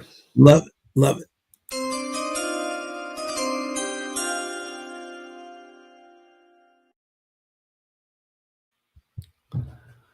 Look, you guys know I say this a lot. Bet with conviction, you know, bet what you like. I don't like trying to stretch. I'm struggling seeing past the 411, so I'm not playing past that, Sean. No, exactly. I'm gonna bet it. I'm gonna bet it straight up. Yeah, I'm gonna bet a $10 exacta 411. Yeah, there you go. It's chalky, but I'll take it 5 times. You know, 5 times. Absolutely, Payout, and we'll take that and move to the next race. But I look at these 2 horses and I don't see anybody else in the field, and then I look at the 2 of them and I'm like, should I box these 2? And I'm like, I don't see the 11 beating the 4. So I'm like, I'm gonna play it straight up. Yeah. 411. Love it. You know, I almost considered just going $2 411 all in the try, Sean. If somebody out there wants to play a try, that might be something you do, because I'll tell you, after these 2, I think the waters are muddy. Yeah. If you made me pick one, I'd pick exactly what my friend Sean picked. I'd pick the 9. Yeah. It's the only one that I found I could make a strong case for. Yeah. Hot Rod as exacta. Hey, Hot Rod, 4 with a 6, 10, 11. Todd's got a 5, 4, 6, 11 exacta key. Good luck, Todd. Uncle Sully always coming in, and the first thing he does is take a shot at me. I know. Exactly. It's all right. Ronald Ali. He's consistent. You know, Uncle Sully, jealousy is such an ugly emotion. Oh, love it. Groundhog, what's up, my friend? Hey, Groundhog. 411 all. I like it, Groundhog. Like it. I like it. Perfecto. Yeah. Boom. There you go. Yep. 6 hot rods to 6. Hope for some big numbers underneath and get something home. Yeah. 6 is very interesting. Has never had a clean trip or anything. Yeah. Some validity to that, my friends. Yeah, that was the one I was saying. I really wanted to make a case for that one, but that Sweezy horse that looked better a couple of races back ran horribly. Yeah. This is where horse racing's really got to get their act together. Somebody call one of the tracks, whether it's Del Mar or Kentucky Downs. And Kentucky Downs, say, and hey, stop running on top of each other. Yeah, you wait 2 minutes, please. 2 minutes, 3 minutes. Exactly. Get some extra money in your pools and you wait. You know what I'm saying? Exactly. Do not run on top of each other. It's the dumbest thing.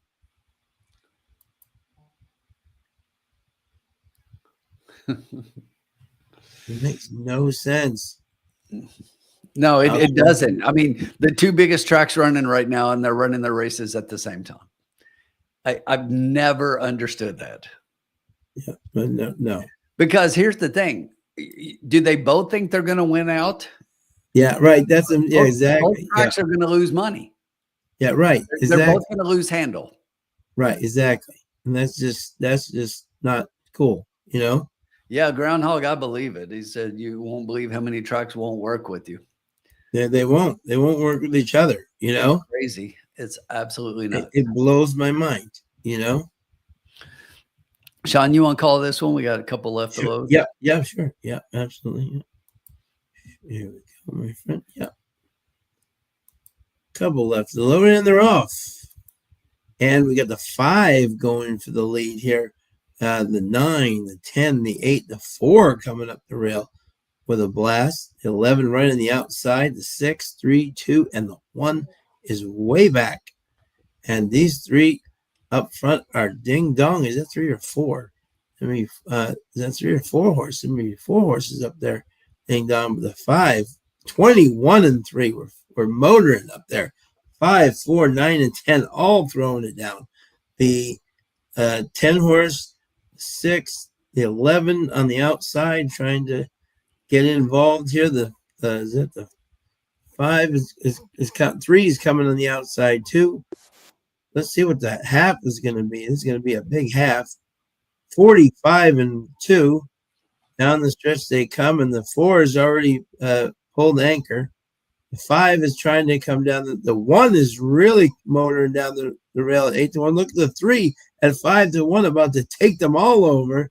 The 1 continuing to motor. He got the late motor. It's going to be 1, 3, 9, and 2. Wow. Wonderful. The 2 favorites nowhere to be found. Nowhere to be found. All right. Have a good night, everybody. 40ness. Adrian Escobedo. I don't know who Adrian Escobedo is, but very nice win, youngster. That was impressive.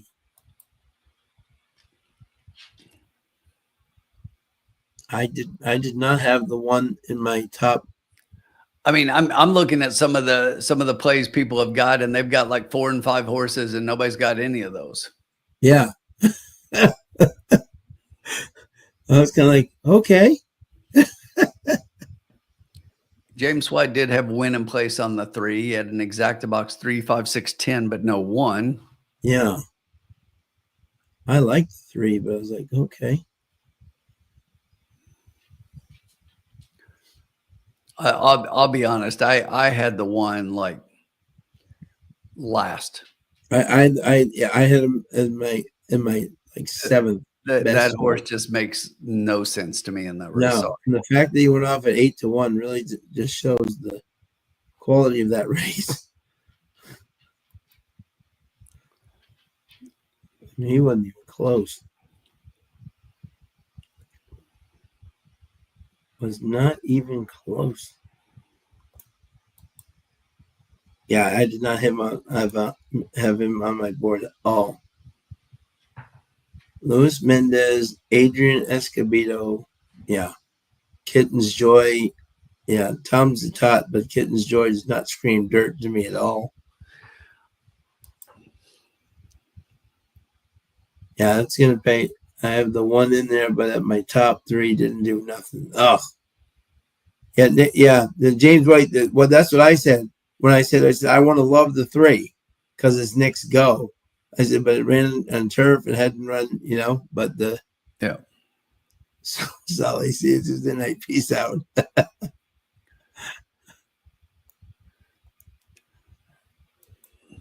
That's the kind of race that just baffles my mind, and I don't even try to figure it out. I'm just like, next. Yeah, just turn the page. Turn the page.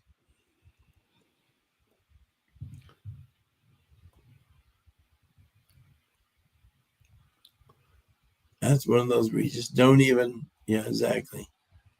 Say, okay, next. This could pay nice, though. That's baffling. What was that? I mean, when you're looking at the payouts of the 1-3 exactas, really not that high compared to what some of them are. The 1-3 exactas paying 41 to 1. 1, 3, 9, and 2. No. Yeah.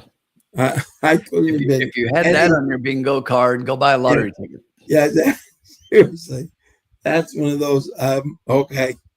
Sure. Yep. Wrong. Next. I couldn't have been more wrong. Next race. I mean, it looked exactly that have neither one of them even in the top 4. It's just incredible. What that super pay? $557.40 for 10 cents. Wow. Hey, Mark and Betty, how are you, my friend? Good morning from the UK. Thanks for joining us, my friend. We're just going to turn that page and just moving right along. Mm-hmm. 2 races to go. Plenty of time. Plenty of bankroll. Wow, Godolphin won the last race at Kentucky Downs. They hadn't won in 2 days.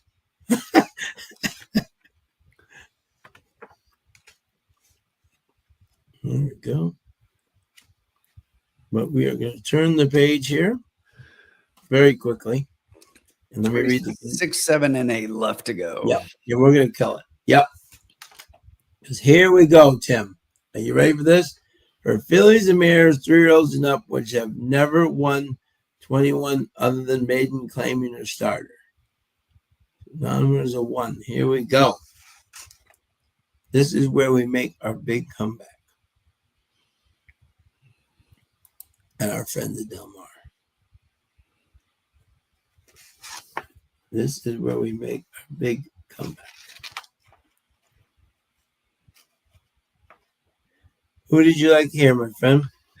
Oh, this race could definitely end up interesting and be tough because you look at the toe board right now, and it's like several of the horses that I wanted to like are now scratched out. I liked some of the AEs. They look good on paper. Yeah. I'm going to try to beat this 7 Can't Sleep. 4 to 1 morning line sitting at 3 to 5. 3 to 5, yeah. I definitely don't like that. I like Miss Mandalay a lot more than I like that one. And Miss Mandalay was 3 to 1 on the morning line. Yeah. But it's 7 to 1. Yeah. So it was actually lower on the morning line. The 7's taking all the money, and I'm okay with that. I think, to me, Miss Mandalay makes a little bit more sense in here. So we're sprinting 5 furlongs, optional claimer. So you look, and we've both pretty much been at this level, but you look at the last race, and Miss Mandalay beat Can't Sleep in that one. So right. I look at it, and you look at the last few races for Miss Mandalay, and you see that kind of progression. The last three, 70, 79, 82, seems to be moving forward. While I look at the last two for Can't Sleep on the turf, throwing out that dirt race, and just looking at those two, even though the one was back in January, kind of the same race. So I think the 6 is the one that looks like it's moving forward, and the 7's the one that definitely looks like it's kind of been running the same race. So I like the 6 a lot more than the 7 when I'm looking at those two. So I'm going to take a shot with that one for sure. And then when you go past those, I like the 2 on the Amo Ragazza. Yeah. Peter Miller getting JJ up. Yeah. This is one that was in that last race, but I'm willing to give this one a pass based on the start. This one lost all chance at the start, wants to be a little closer. You look, there were 10 horses in the race. This one was 10th after that start. So definitely should progress off of that. Went in the last race, went from routing the race before that at the allowance level, dropped down and goes to sprinting. Now comes back at the sprint. And I just think that this is one that could definitely finish underneath. At this distance, the horse has run 3 times and has 2 wins. Yeah. And I'm not even sure that the horse can win, but based on those numbers and based on everything else, I definitely think that the horse figures for a piece for sure. Yeah. So 6, 7, 2. If I gave you one more, Sean, I would throw in the 1 second off the layoff. Just missed in the last. Speed wasn't holding at 5, which we're back at, but could move forward off of that. And if that one does, could actually steal the race. Yeah, and he's Ontario bred. Yeah, the last thing I'll say is that you have the 3 coming in that hasn't run in North America, so there's always a little bit of intrigue with horses like that coming in running for the first time. So something that's interesting. Has 3 wins in a row in Peru before coming here. Doug O'Neill gets this one first time out of the box with this one is typically 14% for Doug. So getting Silvera to ride. So we'll take a look at that one and see what she looks like as she hits the track because there's just not a lot to go on paper. Yeah, gotcha. Yeah, no. And Peru running is not, even with the wins, that's not like a horse that's coming in with 3 wins in Group 1 wins over in Great Britain. Right. Not the same. Right. Not the same as France. Not the same. Not the same. No, I agree. I couldn't agree more. Exactly. So, 18 minutes to go. Okay.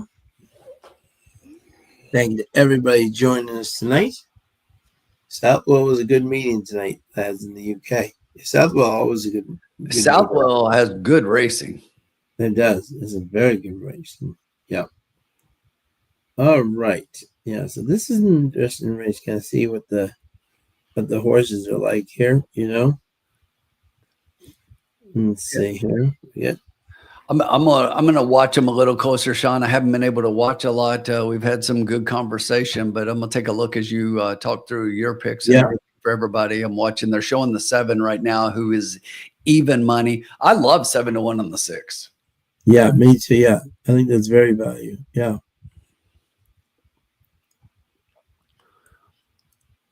There's the one who I also like. Ears pricked. Looks really good. Yeah, he looks good. Yeah. Standing in the stall.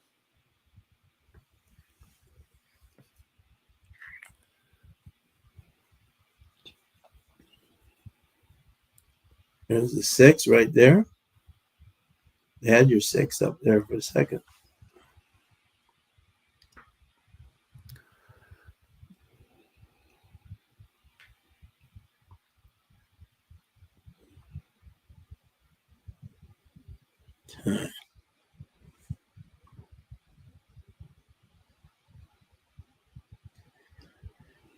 All right.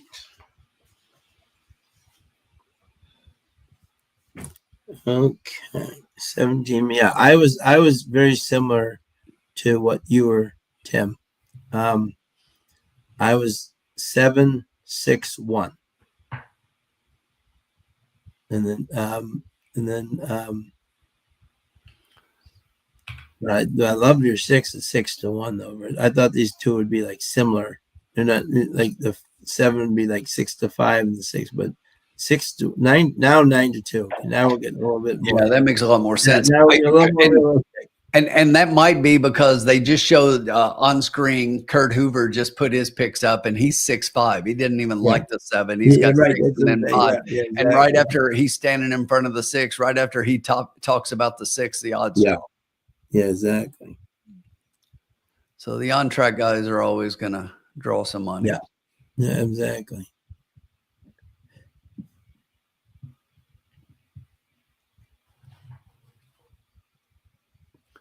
But him picking the 5 second is making me look at that one again. Yeah, yeah, that, yeah. There's Doug O'Neill over there.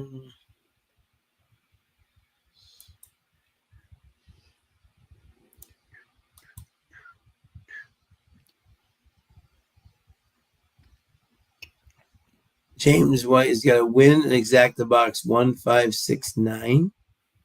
Curtis Danette, hey Curtis, is going to try 3-6 with 36217 with 36217.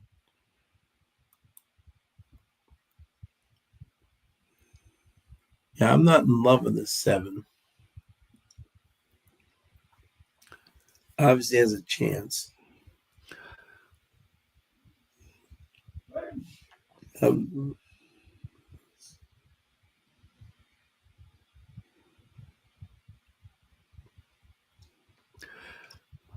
I mean, definitely came out of that last race pretty nicely. He's worked out, got a couple works on the paper since. And if you look at that 17 August work, he worked 4 furlongs, 46-3, best of 124 on the day.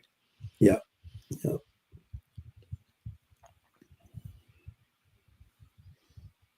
We got 3 races to go, right? Yeah. Yes, this one and 2 more. Okay. And our bankroll's at 81. Yes, sir.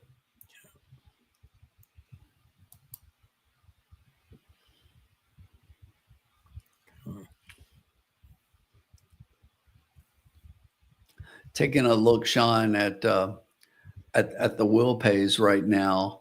The will pays do have in both the double and the pick 3 do have the 7 below the 6 in both of those. As a matter of fact, if you look at the double, it's actually 716. Okay. And if you look at the pick 3, it is 716. Okay. Interesting. Okay. See the way the horses look. Mark, yes, we can. We can bet on UK racing. Yeah, we can. Yep. Yep. Yeah, they have a big show there, you know.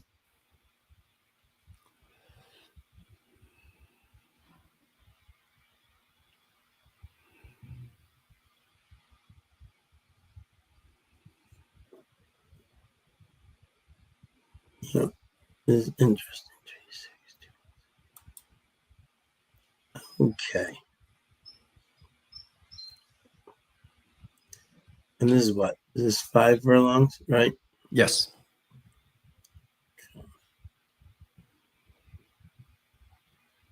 All right. You know, Tim, I already have my bet. I like it.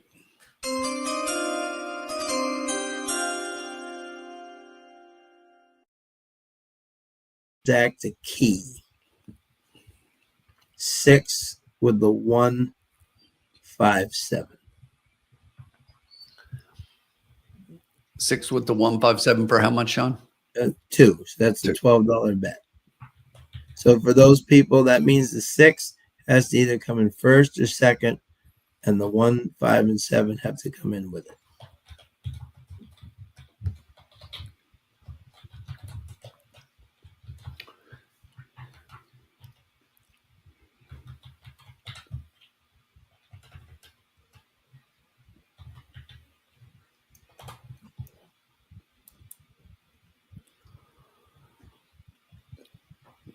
There we go. $2 exacta key box, 6 with the 157. Yeah.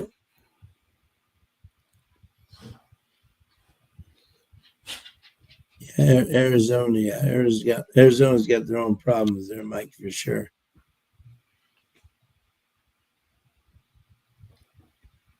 Bobby D's got a 792 with the 16. Good luck, Bobby.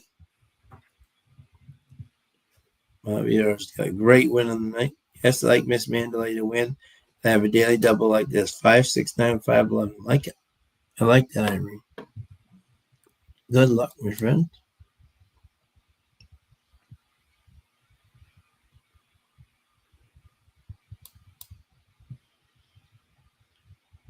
I'm sure all the Cowboys fans were shocked today to see Micah Parsons traded to the Packers. If anyone's a football fan out there today.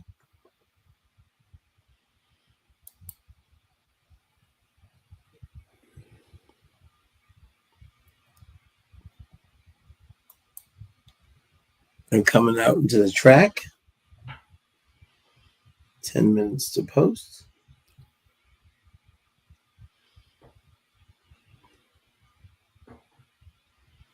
Tim, have you ever been to Del Mar? I have not. Mm. No, definitely on my bucket list. I'll get out there eventually. Mm. Mm-hmm.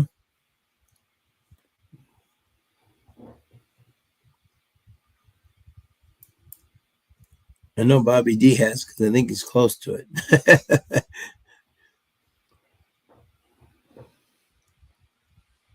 Who out there has been to Del Mar?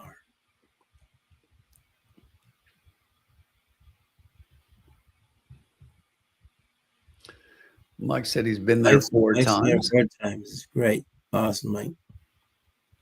Here's my problem. It's always been mine where I haven't, right? Because I'm 3 hours from Saratoga. You know what I'm saying? So it's always, they always run together. You know, oh, there you go. Mike will be there. Oh, yeah. Mike has some great pictures last year from the Breeders' Cup. That'll be great to see them again. Mike, you're going to see one hell of a Breeders' Cup this year, my friend. That is for sure. There's going to be some exciting races.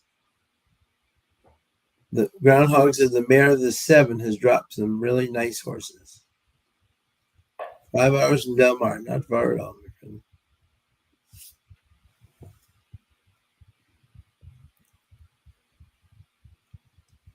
We're still trying to get Tim to come up again for the Parks Derby.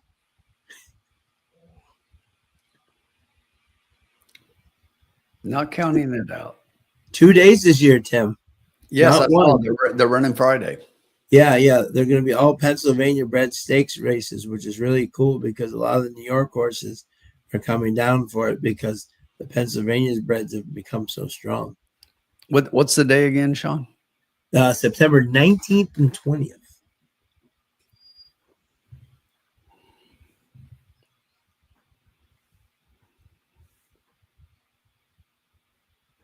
Always a fun time.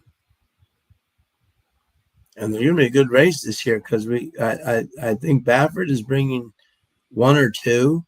Baez is already committed. I think Gosger's pointing towards that race.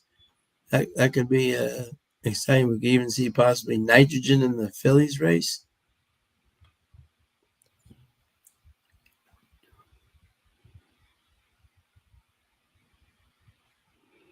Uncle Sully says you. Okay. You who? You too, Uncle Sully. You guys have Ascot. Okay. Yep. Ascot. Yeah.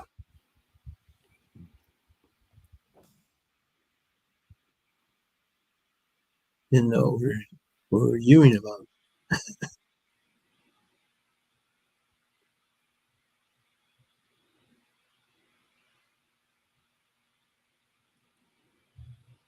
Uncle Sully.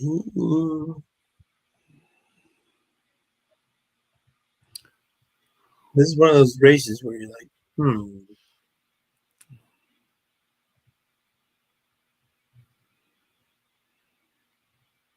What I do like about Del Mar is Del Mar puts these races together and they get carryovers because of these races.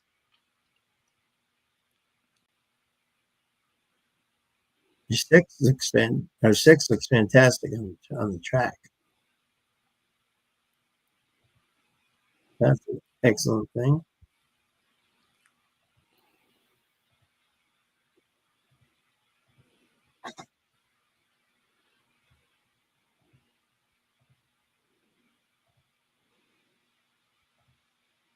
The best thing is the ocean and the weather. Yeah, that's definitely a marquee thing. Except I will always hang my hat on this. As long as I live, I love Del Mar. It's a beautiful track, but there is no track with just natural beauty. There's no track better than Santa Anita with the mountains in the background and the flowers and everything. Man, Santa Anita is just a gorgeous track. If they ever took that away, I would be very sad. Because to me, that's the most gorgeous racetrack in America in terms of just track with the background and the mountains and everything. Just gorgeous. Ryder Cup alternate with USA and Europe. Breeders should do the sum and eliminate American bias. That would be tough, Mr. Bias, to do. There's too much logistics there and too many European connections have trouble with it. It's a good idea, but there's too much stuff with it there for yeah. So it would never work. And people like Godolphin who are based in no, it could. It's a good idea, Mr. Bias. You just have too many people like Godolphin that would shoot it down. So, and they're based in England. They would shoot it down. Hayden would shoot it down. There'd just be too many horses and too many. That would just be a problem for them. They love the British Cup being in America. They don't want it in Europe. There's too many big races over there for them to have it and stuff. It'd be too tough. Strider. There you go. That's a nice name for a horse.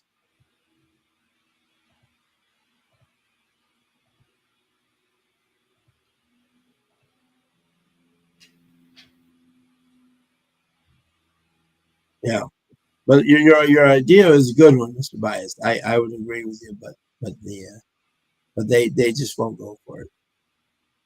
They don't want any part of that.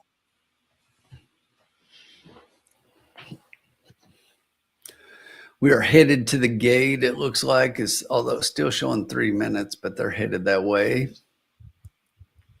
Yep. Still 4-1 on Miss Mandalay, which I think is a great value.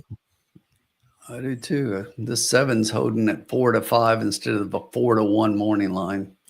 I'll pass on that.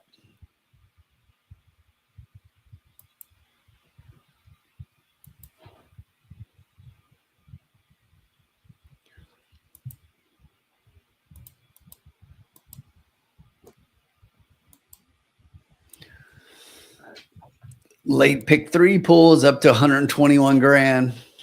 Yeah. I believe that's a $5 minimum, isn't it? Huh? I believe that's a $5 pick 3 pull. It is, yeah. Mock likes the 1 at Del Mar. Good luck. We're slowly reaching the gate here. I give Del Mar credit. They move their Thursdays and Friday cards along quickly. They're late in the day, but they move them along quickly. I love Saratoga, but it's starting to get a little bit like Chucktown. Oh, Ben says it's a $3 pick 3. It was a $3 pick 3. Oh, okay. I knew it was. I knew it wasn't like a 50-cent wager. $5 doubles. Got it. Yeah, the Pegasus. There you go. Give them that. $5 doubles and pick. Thanks, Ben. Thanks for the correction. Yeah, thanks, Ben. I don't play a lot of Del Mar, and I saw something that they had raised some of the doubles and horizontals. Mhm. I wish all tracks would get rid of those penny wagers and dollar wagers, and it's just like, and I Yeah. say penny, and I'm talking the 10 cent, 20 cent, 50 cent wagers. I hate them. Yeah.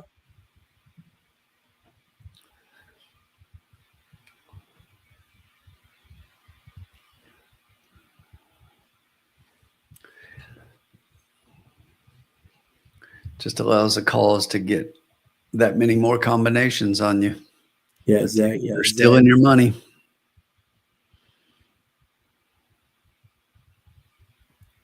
I saw something today I never thought I'd see today in Stable Duel. 3 guys got over 500 points. That's incredible. Wow. What track? Kentucky Downs. Wow. That's impressive. That's really impressive for that track. Yeah, that's what I'm saying. Exactly. Yeah, exactly.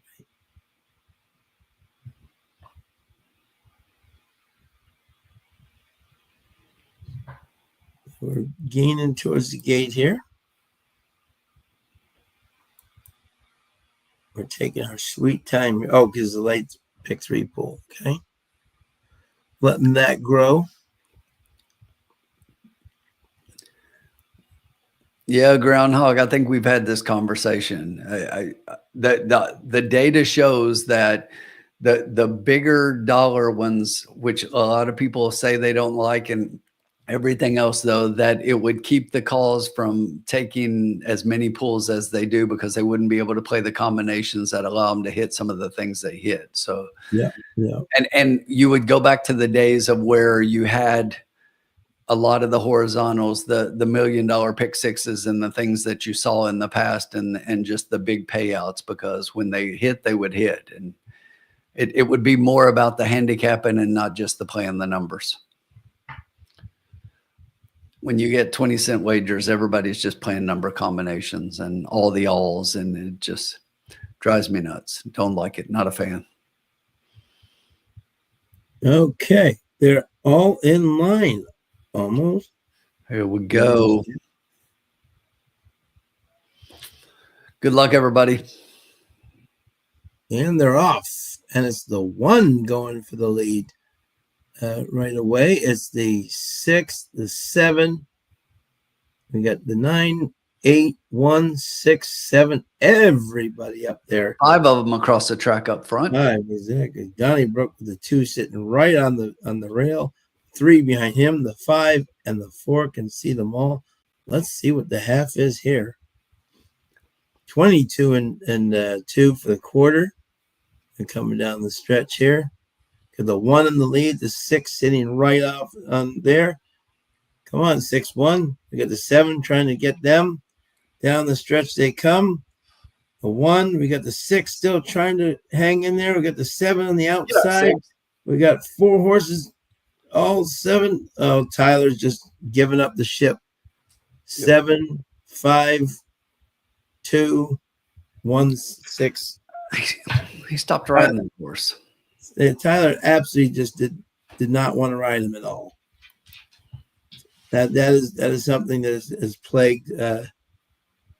Good job, Mike. Oh, close. Exactly. Yeah, that was just one of those things where as soon as he wasn't going to win, he just didn't ride him out.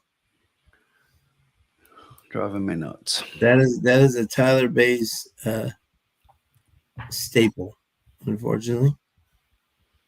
Groundhog, I'll try to find a couple of those articles that I was talking about. Can't sleep. Oh, well, we got 2 of our things in and just had the wrong key horse. I had 6-7-2. Yeah. Didn't have the 5. And I had the 5. I had the 5 2 in our was my third pick. I did like that 2 underneath. Yeah. I really like the 5. Sweet gal of mine. And Yeah, that 5. And Mike, if you look at that 5 just got the 2 at the last minute. Yeah, just got him. Exactly. Yeah.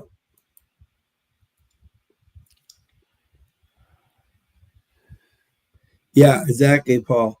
Paul, if they had the rule in England and in Europe, UK that they had in America, we'd have a lot of riders suspended.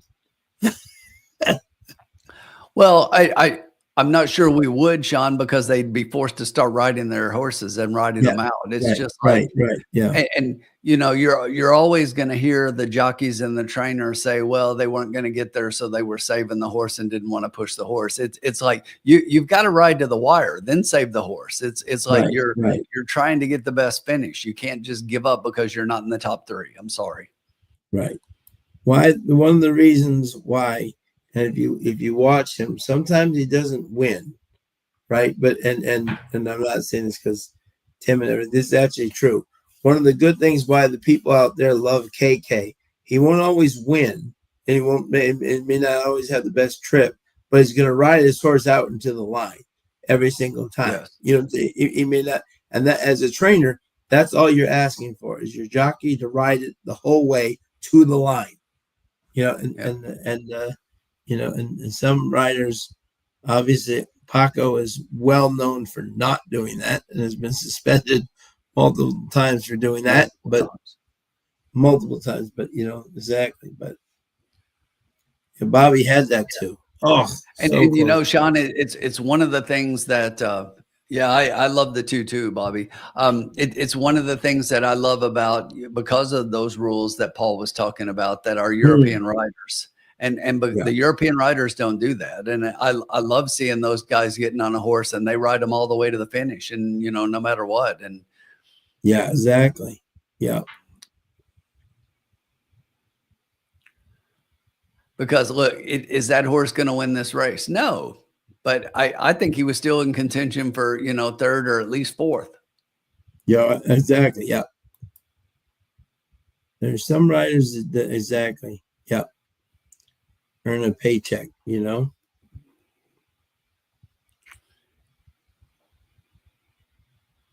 Craziness. Sean, I'll be right back. Okay, no problem, my friend. Yeah, and then that's where you get in the trouble, is that you just want a rider who can ride right to the end.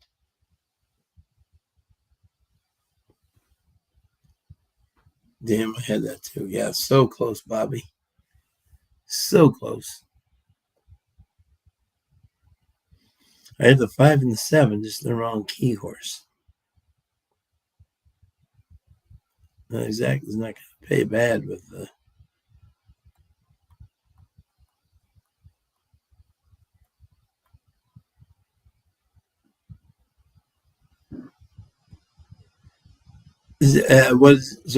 I know Mike is heading to Vegas this weekend. What is everybody else doing this weekend? Anything fun on the docket for the Labor Day weekend?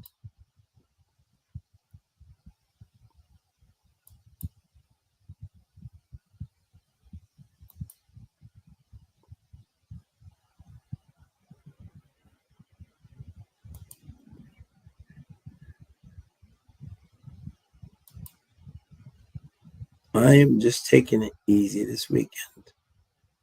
I was in Toronto for one day, and okay, Groundhog, maybe Kentucky Downs. There you go, bud. What a weekend of racing, my friend. That would be incredible to see.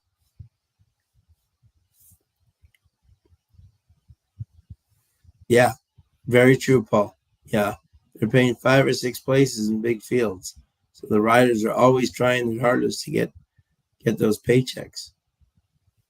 Wish we had that here, Paul. That would definitely make our racing.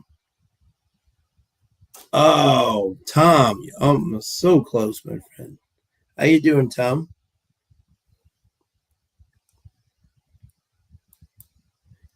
I was just with Katie Davis this past weekend. She said, "Oh my God," she said, riding Ascot. She said they race so differently over there, but she absolutely loved it. So.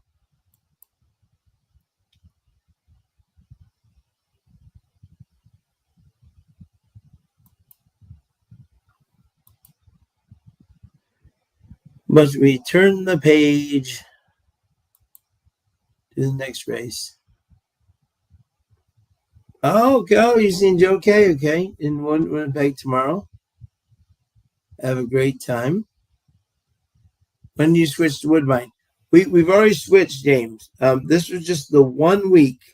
This was just the 1 week that because of their sales, they have the sales this week, and the part of the sales is at Woodbine, so they're not racing because a lot of the connections are focusing on the Canadian sales, so they're not really focusing on the racing.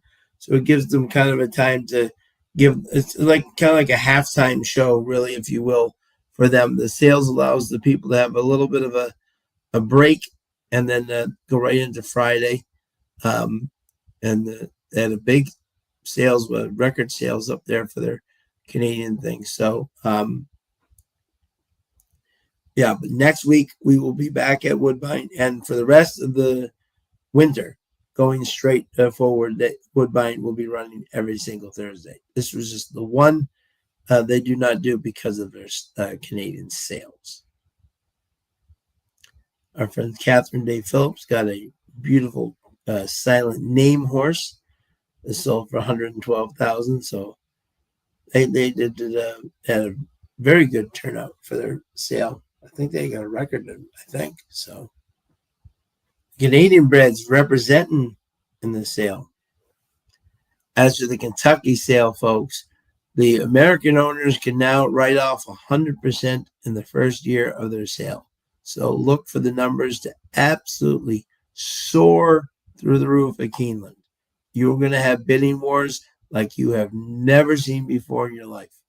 You're going to have $5-6 million horses going out like it's out of style. Yeah. They run through December, right? Yep. Absolutely, James. Yep. The first or second week. I think the first week in December is when their last week is. Yeah, they have one of the longest meets in North America. They go from April to December. It's a long meet. Run right up to the start of Turfway. Yeah, right up to the start where our good friend, the mayor of Turfway, already has a suite reserved for us for opening night at Turfway. What a guy.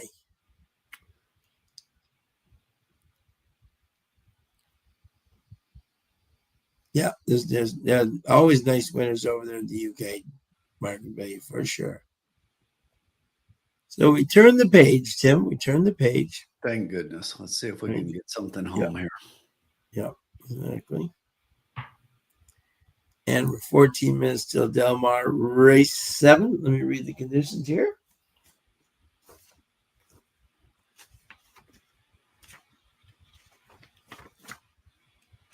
Everybody out here is trying to get their kids back to school right now, so it's a little crazy up here in Boston. 5.5 furlongs, claiming 8,000 for 3-year-olds and up. 3-year-olds. And if you look at this, we have only one scratch, and there's the H stand from Malibu.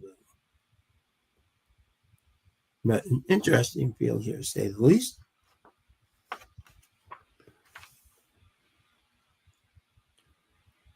And then interesting. Tim said Del Mar is on my bucket list, and there's a horse named my bucket list. There you go. Okay. So, who do we like? Hey, wait a minute. I'm not betting the horses. The dead pet play. Here it comes. Exactly. This is an interesting race. I found this one. This race is really, I was just looking at it. This race is intriguing because there's a lot of speed in here. Yeah, exactly. Yeah. There's a lot of speed. A lot of early speed and horses that want to be forwardly placed. Yeah. And that is why, my friend, I landed on the 7 Leia's Candy for Steve Knapp and Espinoza. Victor Espinoza's SL Espinoza, Victor Espinoza's nephew. If you look at this race last time, and it was 16,000, dropping in half. Steve Knapp brings this horse back from July 25th, was closing was a real step slow. If you watch the replay, it was really a step slow, but did gain. I think there's a lot of speed in here. The horse is 4 for 8 at Del Mar in the money. So the horse has run well on the track before. 1 for 3 at the distance, but I just love the fact that there's a lot of speed in this race, including the 10 who's coming out of those Los Alamitos 1,000-yard races and showed a lot of speed there. So I think the race sets up perfectly for Espinoza, who's 3 for 39 in the meet, but I think this is the type of horse he can really get into late and make a. And Tim's dog agrees with me, so that's even better. So yes, she does. We're both on the 7, so that's great. My second pick here in this race was, in fact, I'm surprised based on the things on what the was the 12. Where's the loot?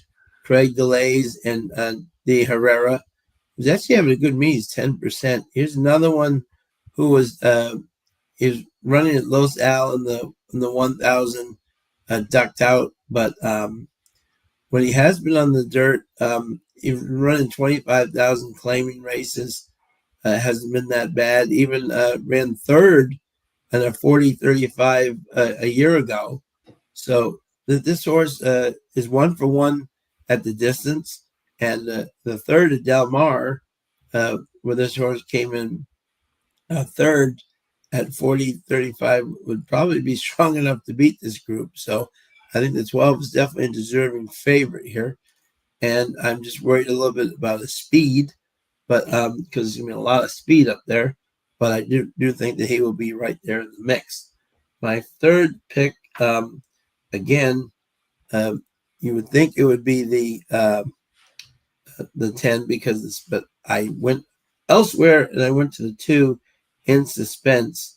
Ryan Hansen, Escobedo, again coming out of those 1,000 races, got totally blocked. If you watch the replay on the 2, was right there in contention and just got absolutely hammered off.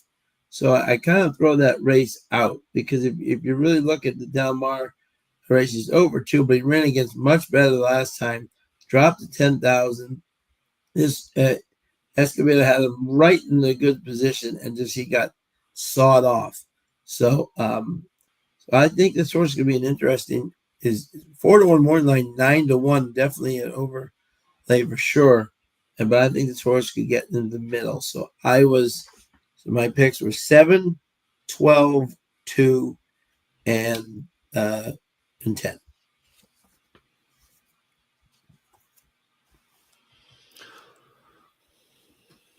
I'm baffled.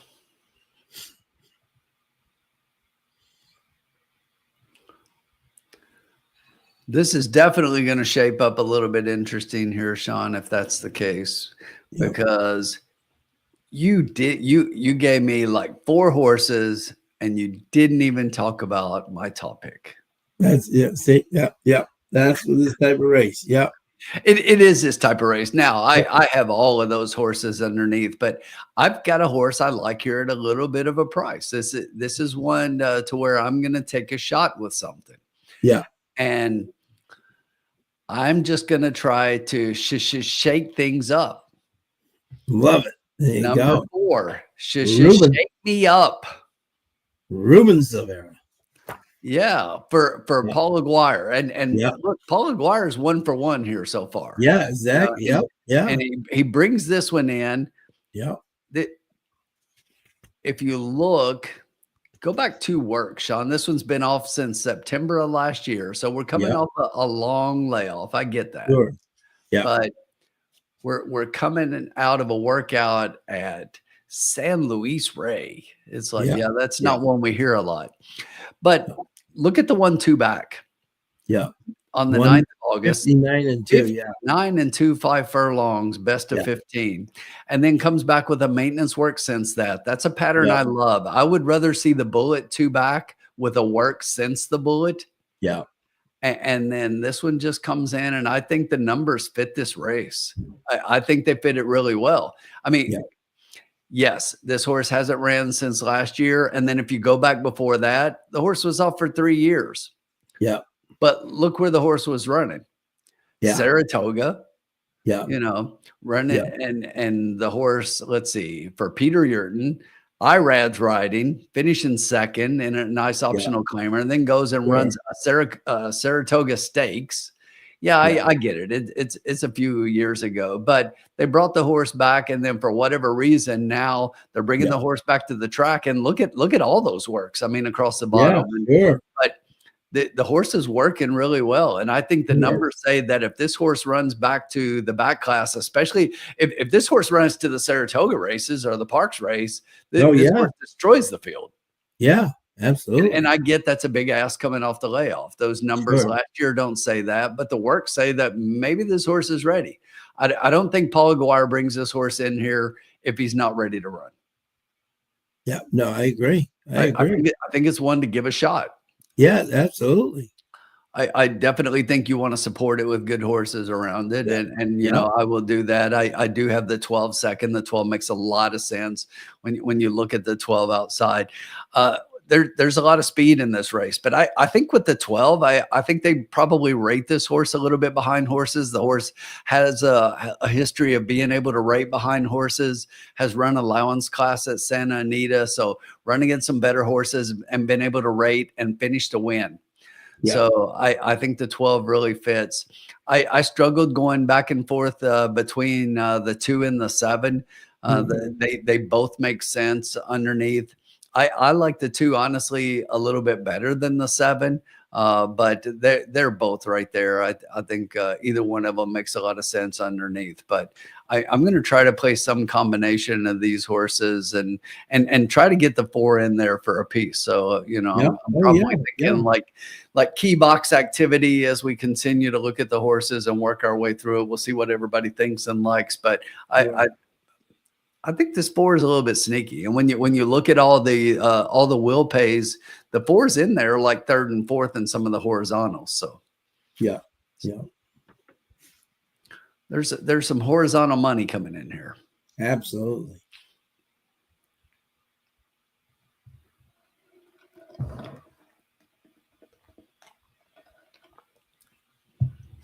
No doubt about it.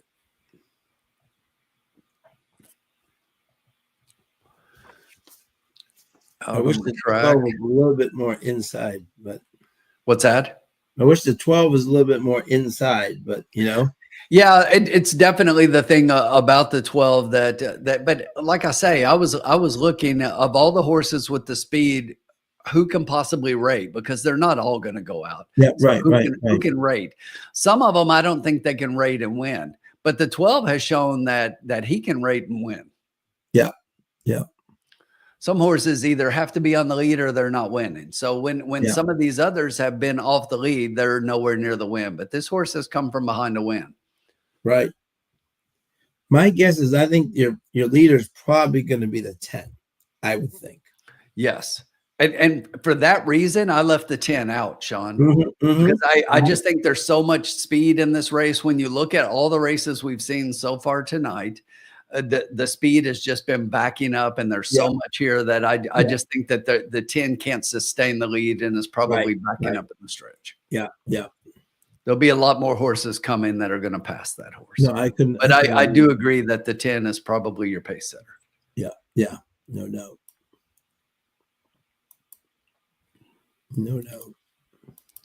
Although the 2 is probably going to give it a shot from the inside as well. I just think the 10's faster.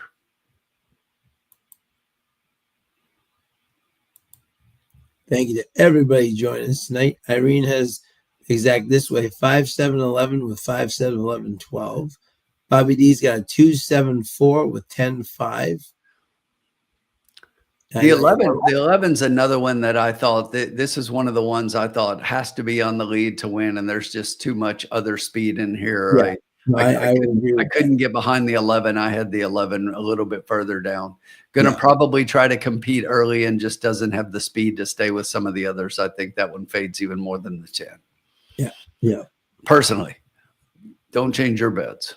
Yeah, no. The numbers on these horses, Sean, this is why I say it worked out pretty evenly, and I thought it was a tough race.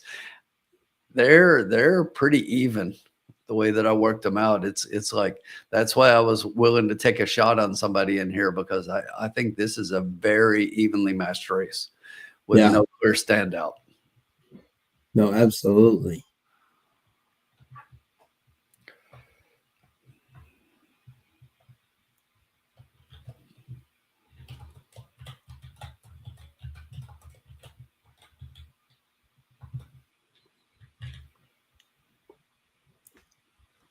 So there we go.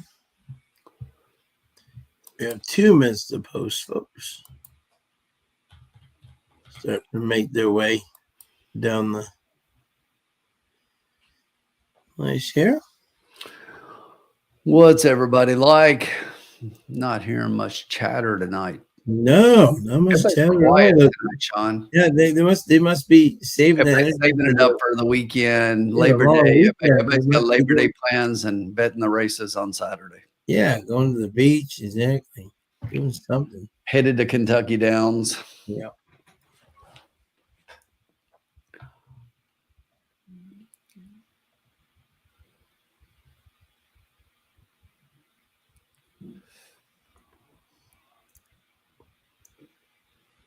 Four. There's your 4. What's that? There's your 4. Yes. Looks good. Sean, we got 1 minute. Let's get this in so the people can run and place their bets and make sure they follow along, because we're going to hit this. Yep.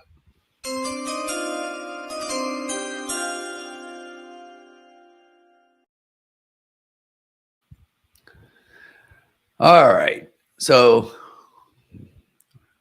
we're going a little bigger. We got some bankroll and just a couple races left. There's no reason not to just jump in. We're not playing no 50-cent try key box, Sean. We're playing $1. Right, there you go. Instead of 9, it's going to be 18. So we're going to play. We're going to keep the 12 though. I want the 4 in there, but I'm not stupid. I'm just crazy. Okay. Yeah. So I'm going to key the 12 on top. Or key the 12 in the trifecta with the 2, 4, and 7. Okay, like it.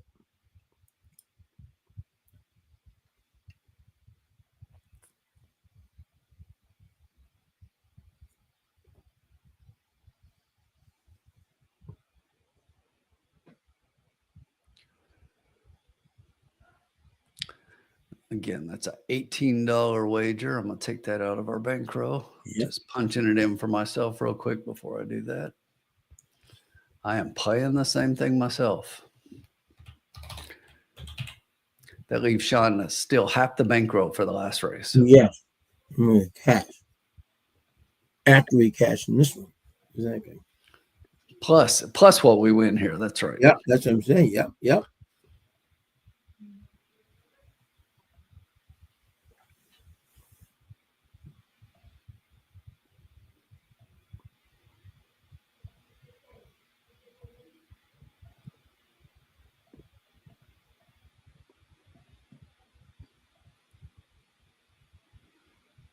Three a little restless to get into the gate. 4 goes in.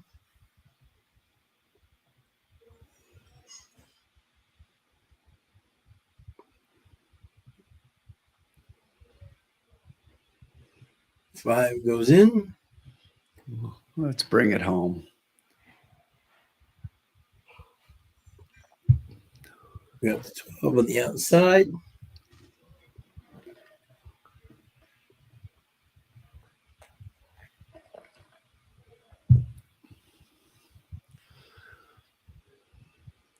They're at the post. Load it up. And away they go. There's the horse we thought would be the pace setter, the 10 and the 11. Look at this. Everybody going out for the lead. 10. Down on the inside, there's the 2 we also thought, and the 1 on the rail. The 1 is getting in tight quarters and pulls it back a little bit. So you've got the 2 on the rail, the 10 in between horses, the 11 outside. Just in behind those, you have who is that out there, Sean? That's a 12. There's a 12. Yep. Right out there. The 1's down on the rail, the 6. We've got a rush coming from the outside Our 4 is still well back, but the There 7 goes is starting to 12. move really well. There goes So the the 4's 7. looking for room down inside. They've got him pointed. He's Yep. got horse. He's got Yeah, horse. he's got He's horse. Yeah. a run here. But up on the outside now going in front, there's our 12. That is our key. We need some other horses to get running. That 10 needs to start fading and is. And here come the other Good. horses Here around come it. the 2 and the 7. Got Or is that the 5 7 and the coming. 7? That's the 5. We don't want the 5. Where's the 2? No, serious. Yeah. 12, 5, 7. 12, 5, 7. 12, 5, 7. The 4 didn't come at all.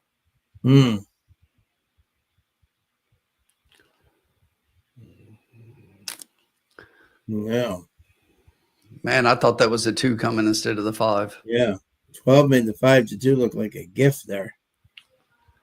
Yeah, really did. That horse made a lot of sense. Yeah. That $40,000 claiming race it ran against, just, Yeah. versus this group was way too much for this group. 5 Morello ran a good second there and got some play. Interesting. I didn't like that horse at all. Morello? Yeah.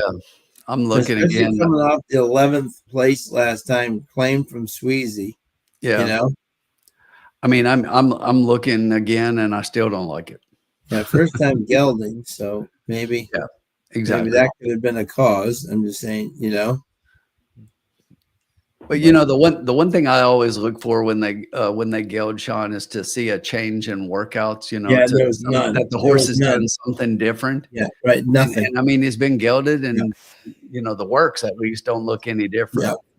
Changes barns, goes to a barn that has 1 second and 3 races, so it doesn't have a huge stable. Yeah. Carmona. Tim, are you going to Kentucky for Carmona? I've been debating it. I don't know. I don't know if I'm gonna be able to make that work. I really want to. I'm gonna see if I can make it work for Saturday. If I go, it'll be Saturday. Saturday. Okay. Yeah. I'll go Saturday for the big races and everything, and I'll probably just drive down and drive back. It's about 2 hours for me. Okay, that's not bad. Yeah. So you're about 2.5 hours from Nashville? 2.5, 3. Yeah. Yep, 2.5. From there, it's like less than 30 minutes into Nashville. Yeah, right. That's what I'm saying. Yeah, right. That's what I'm saying. Yeah. Okay, yeah. Huh.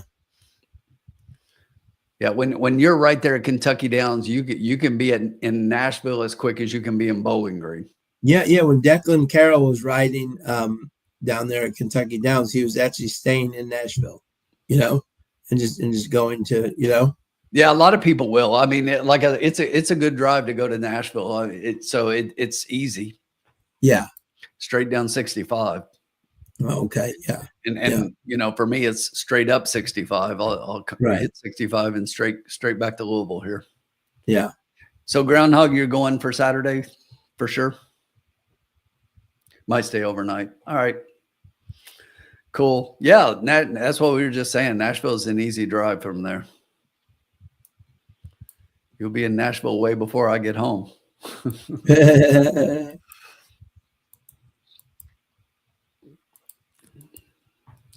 Not bad at all. Yeah, not a bad drive at all. No.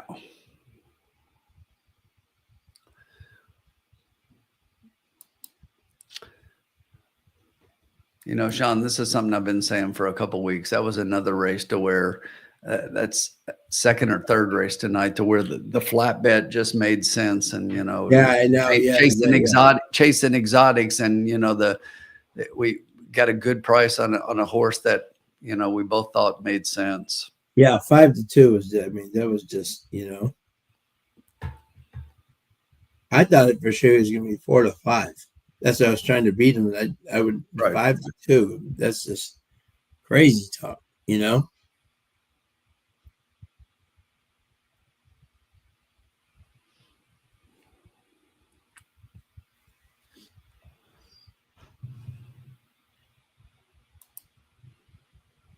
Yeah, and Groundhog said not for sure, but things look more possible. There you go.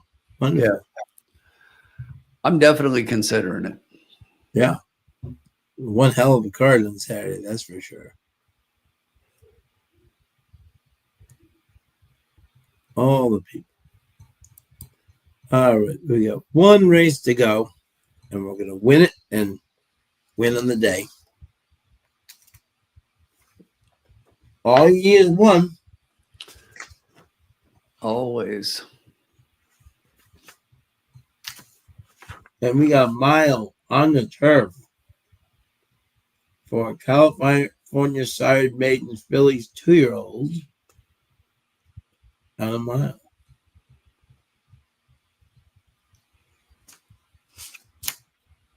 And let's see what we got here.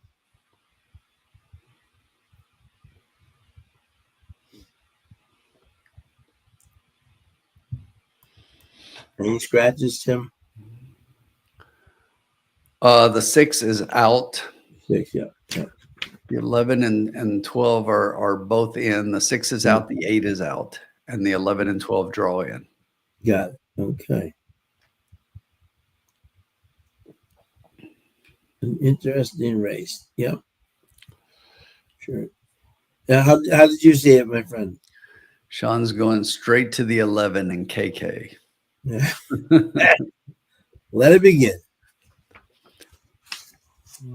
Wire to wire. You know, here's the funny thing that I'm going to say now, based on that, is that I think the 11 draws in with a shot. Yeah. Yep. I really do, and so we're going maiden special weight 80K. Most of these horses have experience and have been racing at the maiden special weight level. Yeah. And when you go through the field, I think a couple of them kind of stand out from a figures perspective. And you look at the 7, and we're going a mile on the turf. Okay. Yeah. And when you go through these, again, maiden special weight, so California sired maidens, 2-year-old fillies. So these are babies, and when you look at it, you need to take into account experience here a little bit. Routing's tough to win straight out when you're breaking your maiden. The 3 horse has a mile over the turf, but at least has gotten the distance a little bit. Yeah. Yeah. And nobody else has gone beyond sprinting. Right. Exactly. As a Exactly. matter of fact, when you look at everybody else, nobody else has gone beyond 5.5 furlongs, Sean. Right. Right. So you're going to think I'm crazy, but I think the 3's got a shot to be apart. Yeah. Okay. I don't think this horse is a win candidate, but Yeah. I love the mile experience in there. And then when you go 2 back, and the dirt's definitely the horse's preferred surface. So Yeah. I think that she might be able to move forward here. Tim Yachtine. Mm-hmm. Okay. Yeah. So definitely something to keep in mind. But coming back here, mile on the turf again, and at least has a little bit of experience. So I'm willing to think about the horse underneath, only an underneath play as far as a value play underneath. But Sean, I'm just trying to avoid. I said that first because I didn't want to say this. I like the 11. I really do. KK draws in. This one was on the also eligible list, so they decided to wait and try to get into the race. They're going to race. Carla Gaines getting KK up. This was third start, so it has a couple of decent starts, and it has gotten bumped twice too. Yes, and hasn't gotten the best of trips, and has showed a little bit of early speed, but the speed figure was pretty decent in there. That was a decent field, and now. You know, that 1 August work, granted it was before the last race, but that 1 August work says this one's got some serious speed. And you look at the works before that, and they kind of back that up. But I think the 11's got an honest chance in here as well. So that's another one that you definitely want to keep on your ticket. But you look right now, the 4 is taking all the money, 8-5 off of a 9-2 morning line. Yeah. And you look at the races and just from a numbers perspective, you look at that and you say it doesn't look bad. But now we're going to go a little bit longer, quite a bit longer. And here's the thing about this. I mean, Clubhouse Ride. I mean, the numbers say that on the turf, which we are, they're a little bit better on routing than they are sprinting, but the numbers are actually better on dirt than they are on turf across the board. So I just think that the numbers kind of say something a little bit there, and those look good. But this horse is going to the turf for the first time. Craig Lewis going dirt to turf, he's only 5% winning. Yeah, I just think it's a good place to play against a horse that is so short a price. And the couple of times I've tried to do that tonight, it didn't really pan out. But I think this is definitely one to where you can get a price on just about everybody else in the race. If you're going to look at a horse who is the lowest in odds beside that is probably the one right now. This one makes more sense as a favorite based on a numbers perspective to me. If you're looking even going dirt to turf, I mean, Peter Miller has a much better track record than Craig Lewis does making this move. He gets JJ up.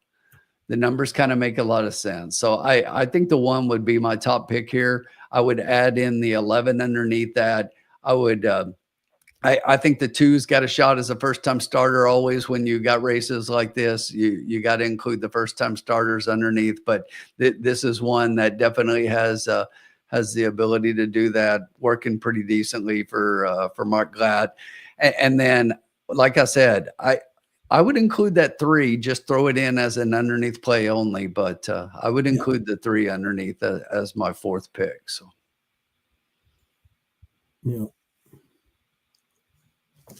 So again, if you need those one more time, Sean. So 1, 11. And then I'm going to give you the 2, the first time starter, and the 3. 1, 11, 2, 3. Love. Tom says I'm crazy. What part am I crazy about, Tom?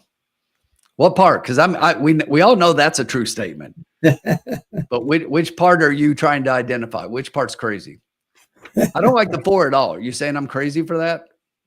Tell me what you like about the 4 that makes me crazy. The one's the one I like on top. But the 11's got a real shot. Agreed.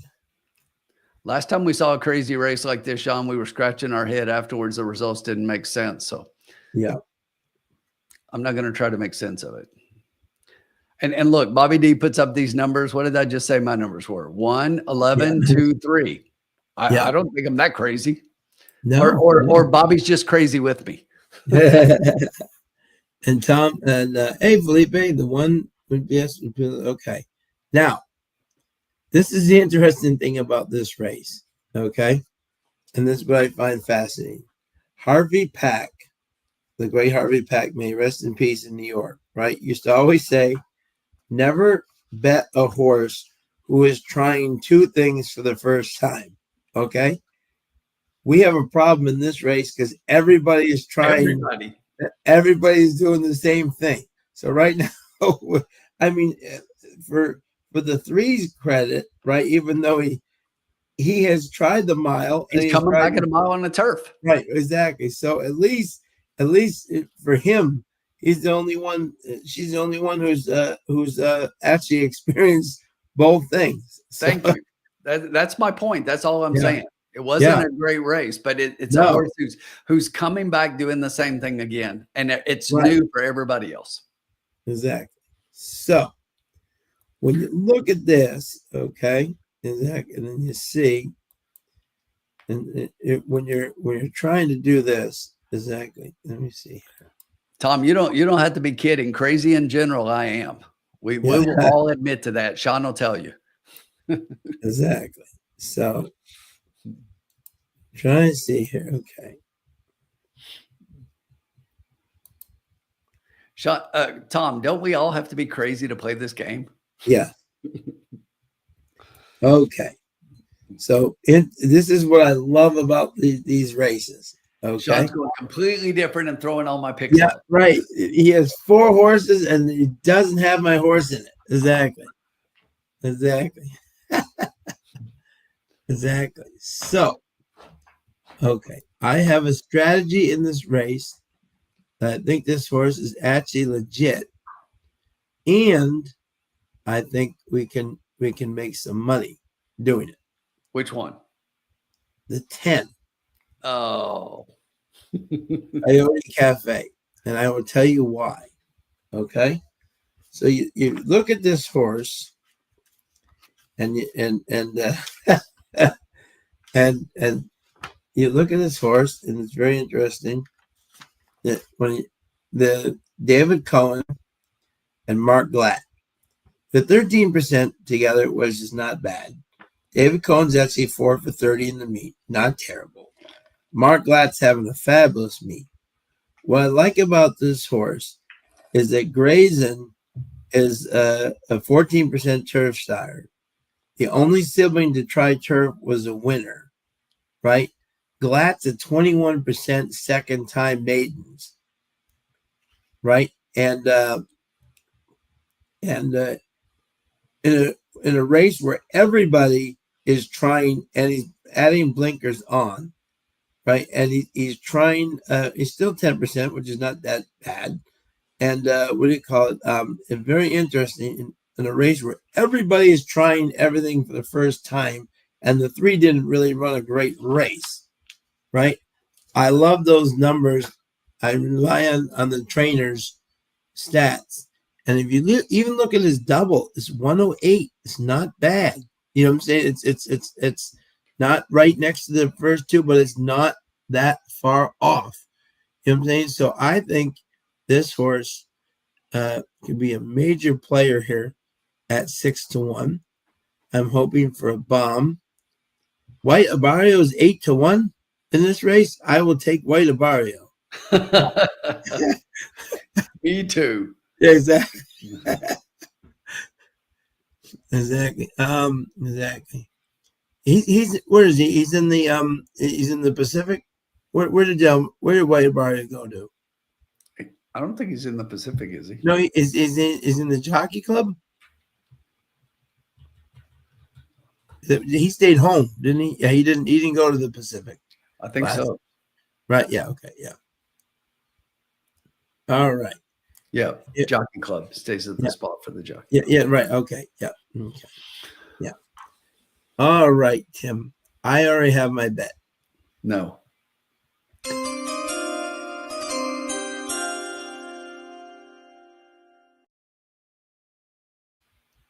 And I got $44 left. 51. 51. Oh, 51, even better. Oh, okay. Wait a minute. I may have to recalculate this. Hold on a second. Let me see. We got 51 left. Recalculating. Let me see. Recalculate. Let's see here.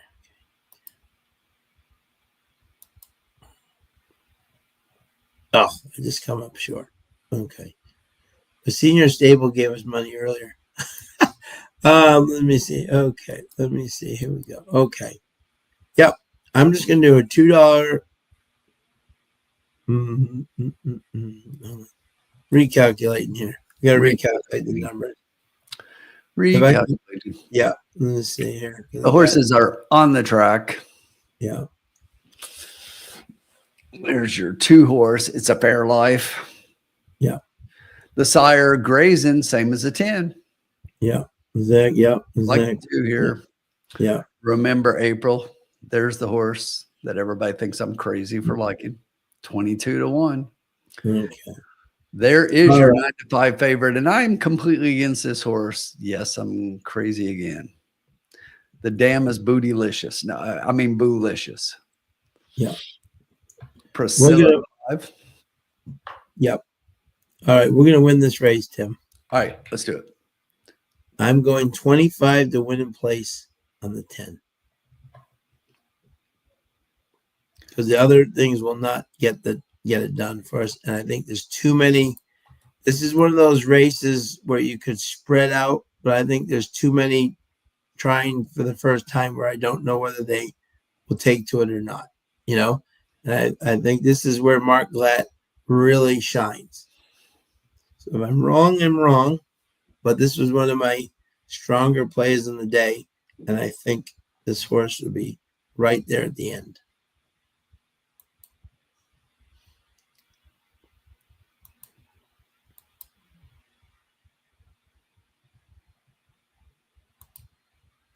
Coyote Cafe.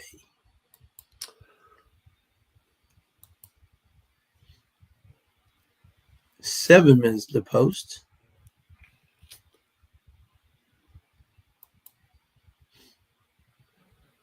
The pick 3. High five carryover is $27,000. The total pool right now is 47. Wow. Take a chance. Super high five. Hit it and get paid.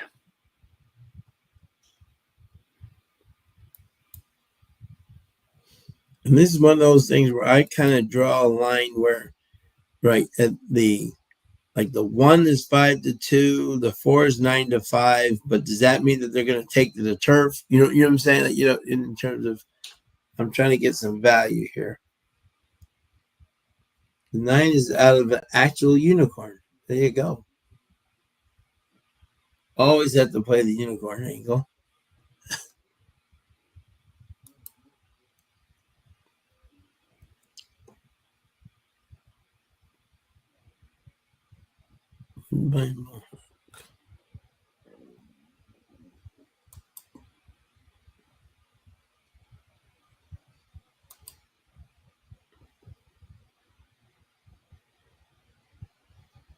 Thank you to everybody for joining us tonight. Thanks, Todd. Let's hope here. This is an angle I've always made money with Mark Glatt.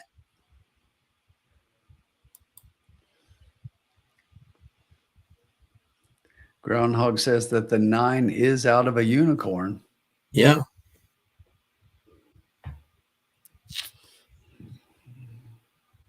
That means he could just fly over the competition.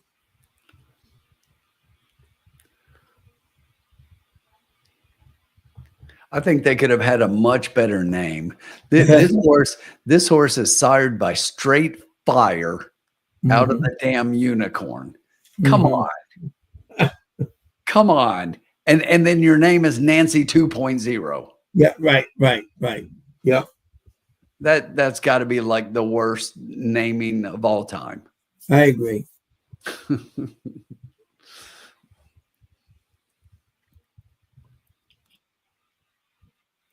4 minutes to post. Looks a little warm out there. Some of the horses are. Does it say what the temperature is? Sometimes it say what the temperature is.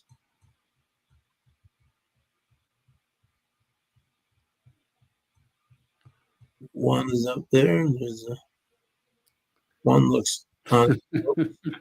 I love it, Groundhog. His sister's name is Nancy, and she turned into a far left weirdo. That may be comment of the night, Groundhog.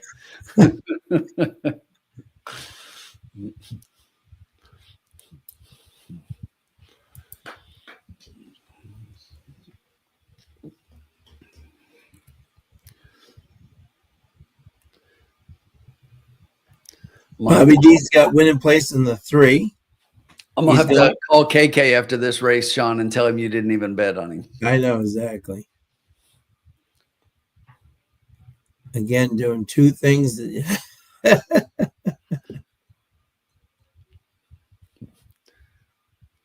Bobby D also has a far left weirdo in his family as well.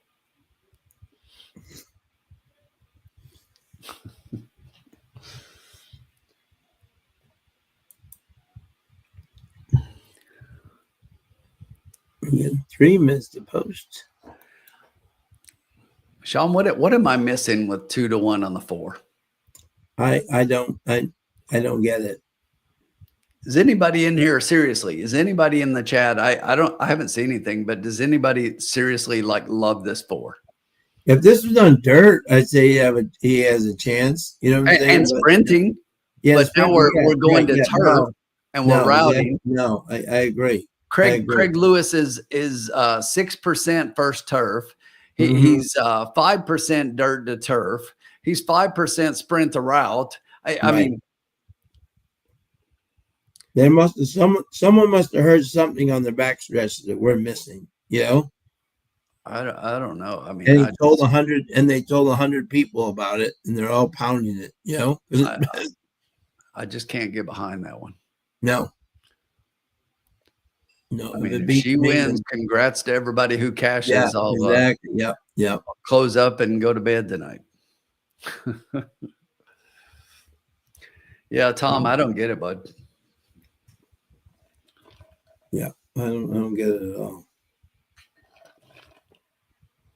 Especially trying two things for the first time. That's why this race I'd rather try for a price rather than a favorite. You know what I'm saying? Because if they beat me, they beat me. That's part of the game. But but 5's taking a little money down to 5-1. Yeah. Or the 10. I'm sorry. I mean 10. Yeah. I said 5 because it was 5-1. But I mean, yeah, right. I know what you meant. Yeah.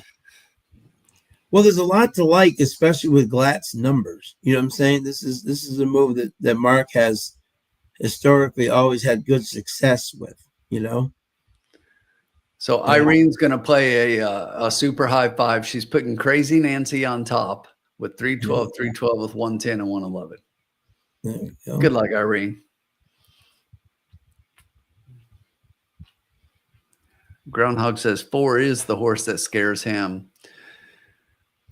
If she beats me, I'll tip my hat and move on. Yeah, no, right.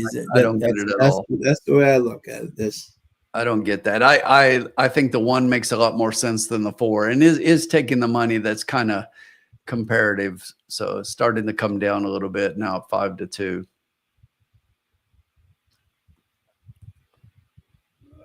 We've reached the post, ladies and gentlemen. Our 10's down to 9-2. Taking some late money. Let's see if this 1 takes late money and goes to favoritism over the 4. Yeah, that'd be interesting. My 10's ready to run. He's like, okay, let's go.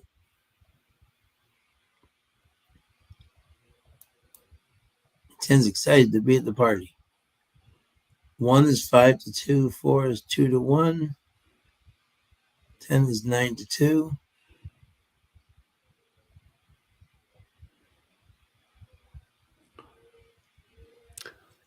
Save a now. Delmar is the one that has. I think these are going to be the odds because they're the ones that shut it off with 2 minutes, right? Yes, this should be. And no way they go down from the inside. The 1 shows early speed, as does the 11 from outside. There goes KK up for the lead. Got a wall of horses across the track behind that one, with the 5 to the inside currently sitting second. The 7 in between horses. The 12 is going to be sent really wide, and the 1 squeaks through down on the inside rail. Back behind that one, you've got the 4 currently sitting in 6th position. The 3's to its inside. Back behind that one is the 2 with the 10 outside and the 9. Crazy Nancy trails the field. The 11 and KK up front got a 2-length lead over number 1. They go to the quarter, 22-4. Right now, sitting outside in 3rd. That would be the 5 horse, starting to make a little bit of a move. Going 3 wide is the 7, and the 1 is pushing up. Yeah. Starts to move and comes up the rail, as does the 2, trying to get through behind that one. The 3 is starting to make a move as the 5 finally backs out. Up front, the 7 is starting to get into gear from the outside. The 1 still looking for the rail and looking for the inside position. KK going to try to take him gate to wire, but as we hit the top of the stretch, he's out by about a length. The 1 still looking for room down inside. It's going to be these taking them into the stretch as my screen blanks out and I can't see anything. Take it away, Sean. All right, we got the 11, we got the 10 trying to come up the rail if he can. He's got nowhere to go. Here he comes. No, he can't. He just this is too little, too late, but he tried. You can't. Cohen, come on. Cohen was loaded with horse. Halfway through the race, checks him. Yep. Then, you just look at him. He's ahead of all of them at the end. He had so much more horse than anybody, but that's why he's 4 for 30. And so the 2 wins the race, 5-1. Yeah, that was the first time starter that I said you have to. No, absolutely. It's a fair life. Frazu. Well, wrong. And look who the trainer is. Yep. Mark Glatt. Yep. That's why I said, when you look at the 10, you had Mark Glatt and you had a Grayson sire on both of them. That's exactly that's what I'm saying. That's why I love the fact that I hated the 1, didn't like the 4. I'm not betting it at 9-5. He actually ran much better than I thought he would. The 4. I'm saying, but that's why I took the chance on the 10 because exactly. But Mark Glatt, folks, if you're ever doing this thing, that's why these are the angles that Mark Glatt really cashes in on. When horses are trying for the first time, right? Go with the Mark Glatt horses because they know how to get it done. Driver error on the 10. Yeah, absolutely. And yeah, I think Crazy Nancy got up for 4th. Yeah. Good job, Mike. Mike had 10 on the 2. Exactly. Yeah. Yep. No, exactly. Yeah. Yeah. No, exactly. That's why I thought the 10 would be a little bit stronger, but exactly with the 2, great time. Yeah. No, exactly. And I actually had it right. No, I knew the two was Glatt. I actually had the what do you call it? I had a cross on the 10 and the 2 because Mark Glatt you always have to bet, but I like the 10 better than the 2.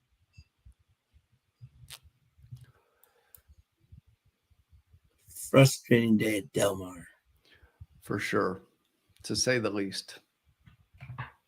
Yeah, both his horses are 9-2. Yeah, Paul. Yeah. No, they both had a chance. Yeah. No, good. Glad you did, Mike. So I tell you how I bet it. Like personally, I had 10 to win, 10 across on the 2, and what do you call it? And on Glatt, and 20 across on the 10 and 10 across on the 2. But I like the 10 a lot better than the 2. Yeah, no, I always bet both Glatt horses, but I did not. I like the 10 more than the 2, and I had 2-10 exactly. Also, I could see the 10 coming. That's why I was saying, "Come on, Cohen." I could see the 2 coming. I like the 2, and I didn't like the 10. Yeah, I know. Yeah, exactly. I bet Glatt exactly, thinking it was going to be a Glatt, and 10 didn't run at all. So I did get, yeah. Well, that's why I told you have to bet any Glatt horse in this situation. But yeah, I would have, but you know what I would have done though? Seriously, Tim, I would have done it for our bet. I was choosing between a 10-2, which didn't work out anyways. You know what I'm saying? All right, James White, have a great Labor Day, my friend. But yeah, I like the 10 better than the 2. So I had no. And by the way, the 2-10 didn't pay enough to exactly to get us over the top. So yeah, this payout though on the other hand, even with the 4 in there, the 2 being on top at 5-1, this is going to pay pretty well. And then you get the 7 in there for 3rd at 30-1. 30-1. Look at that, huh? Crazy. Antonio Frezu for Mark Glatt. The other Glatt. See you next week, Bobby. Thank you, Bobby. We'll see you, James. Good night. Yeah. Everybody have a great Labor Day weekend. Enjoy yourselves. Thank you, everybody. Yep. And we'll see you guys on Tuesday night for Cinnaboya Tuesday Night Lights. We'll see you then. Have a great long weekend.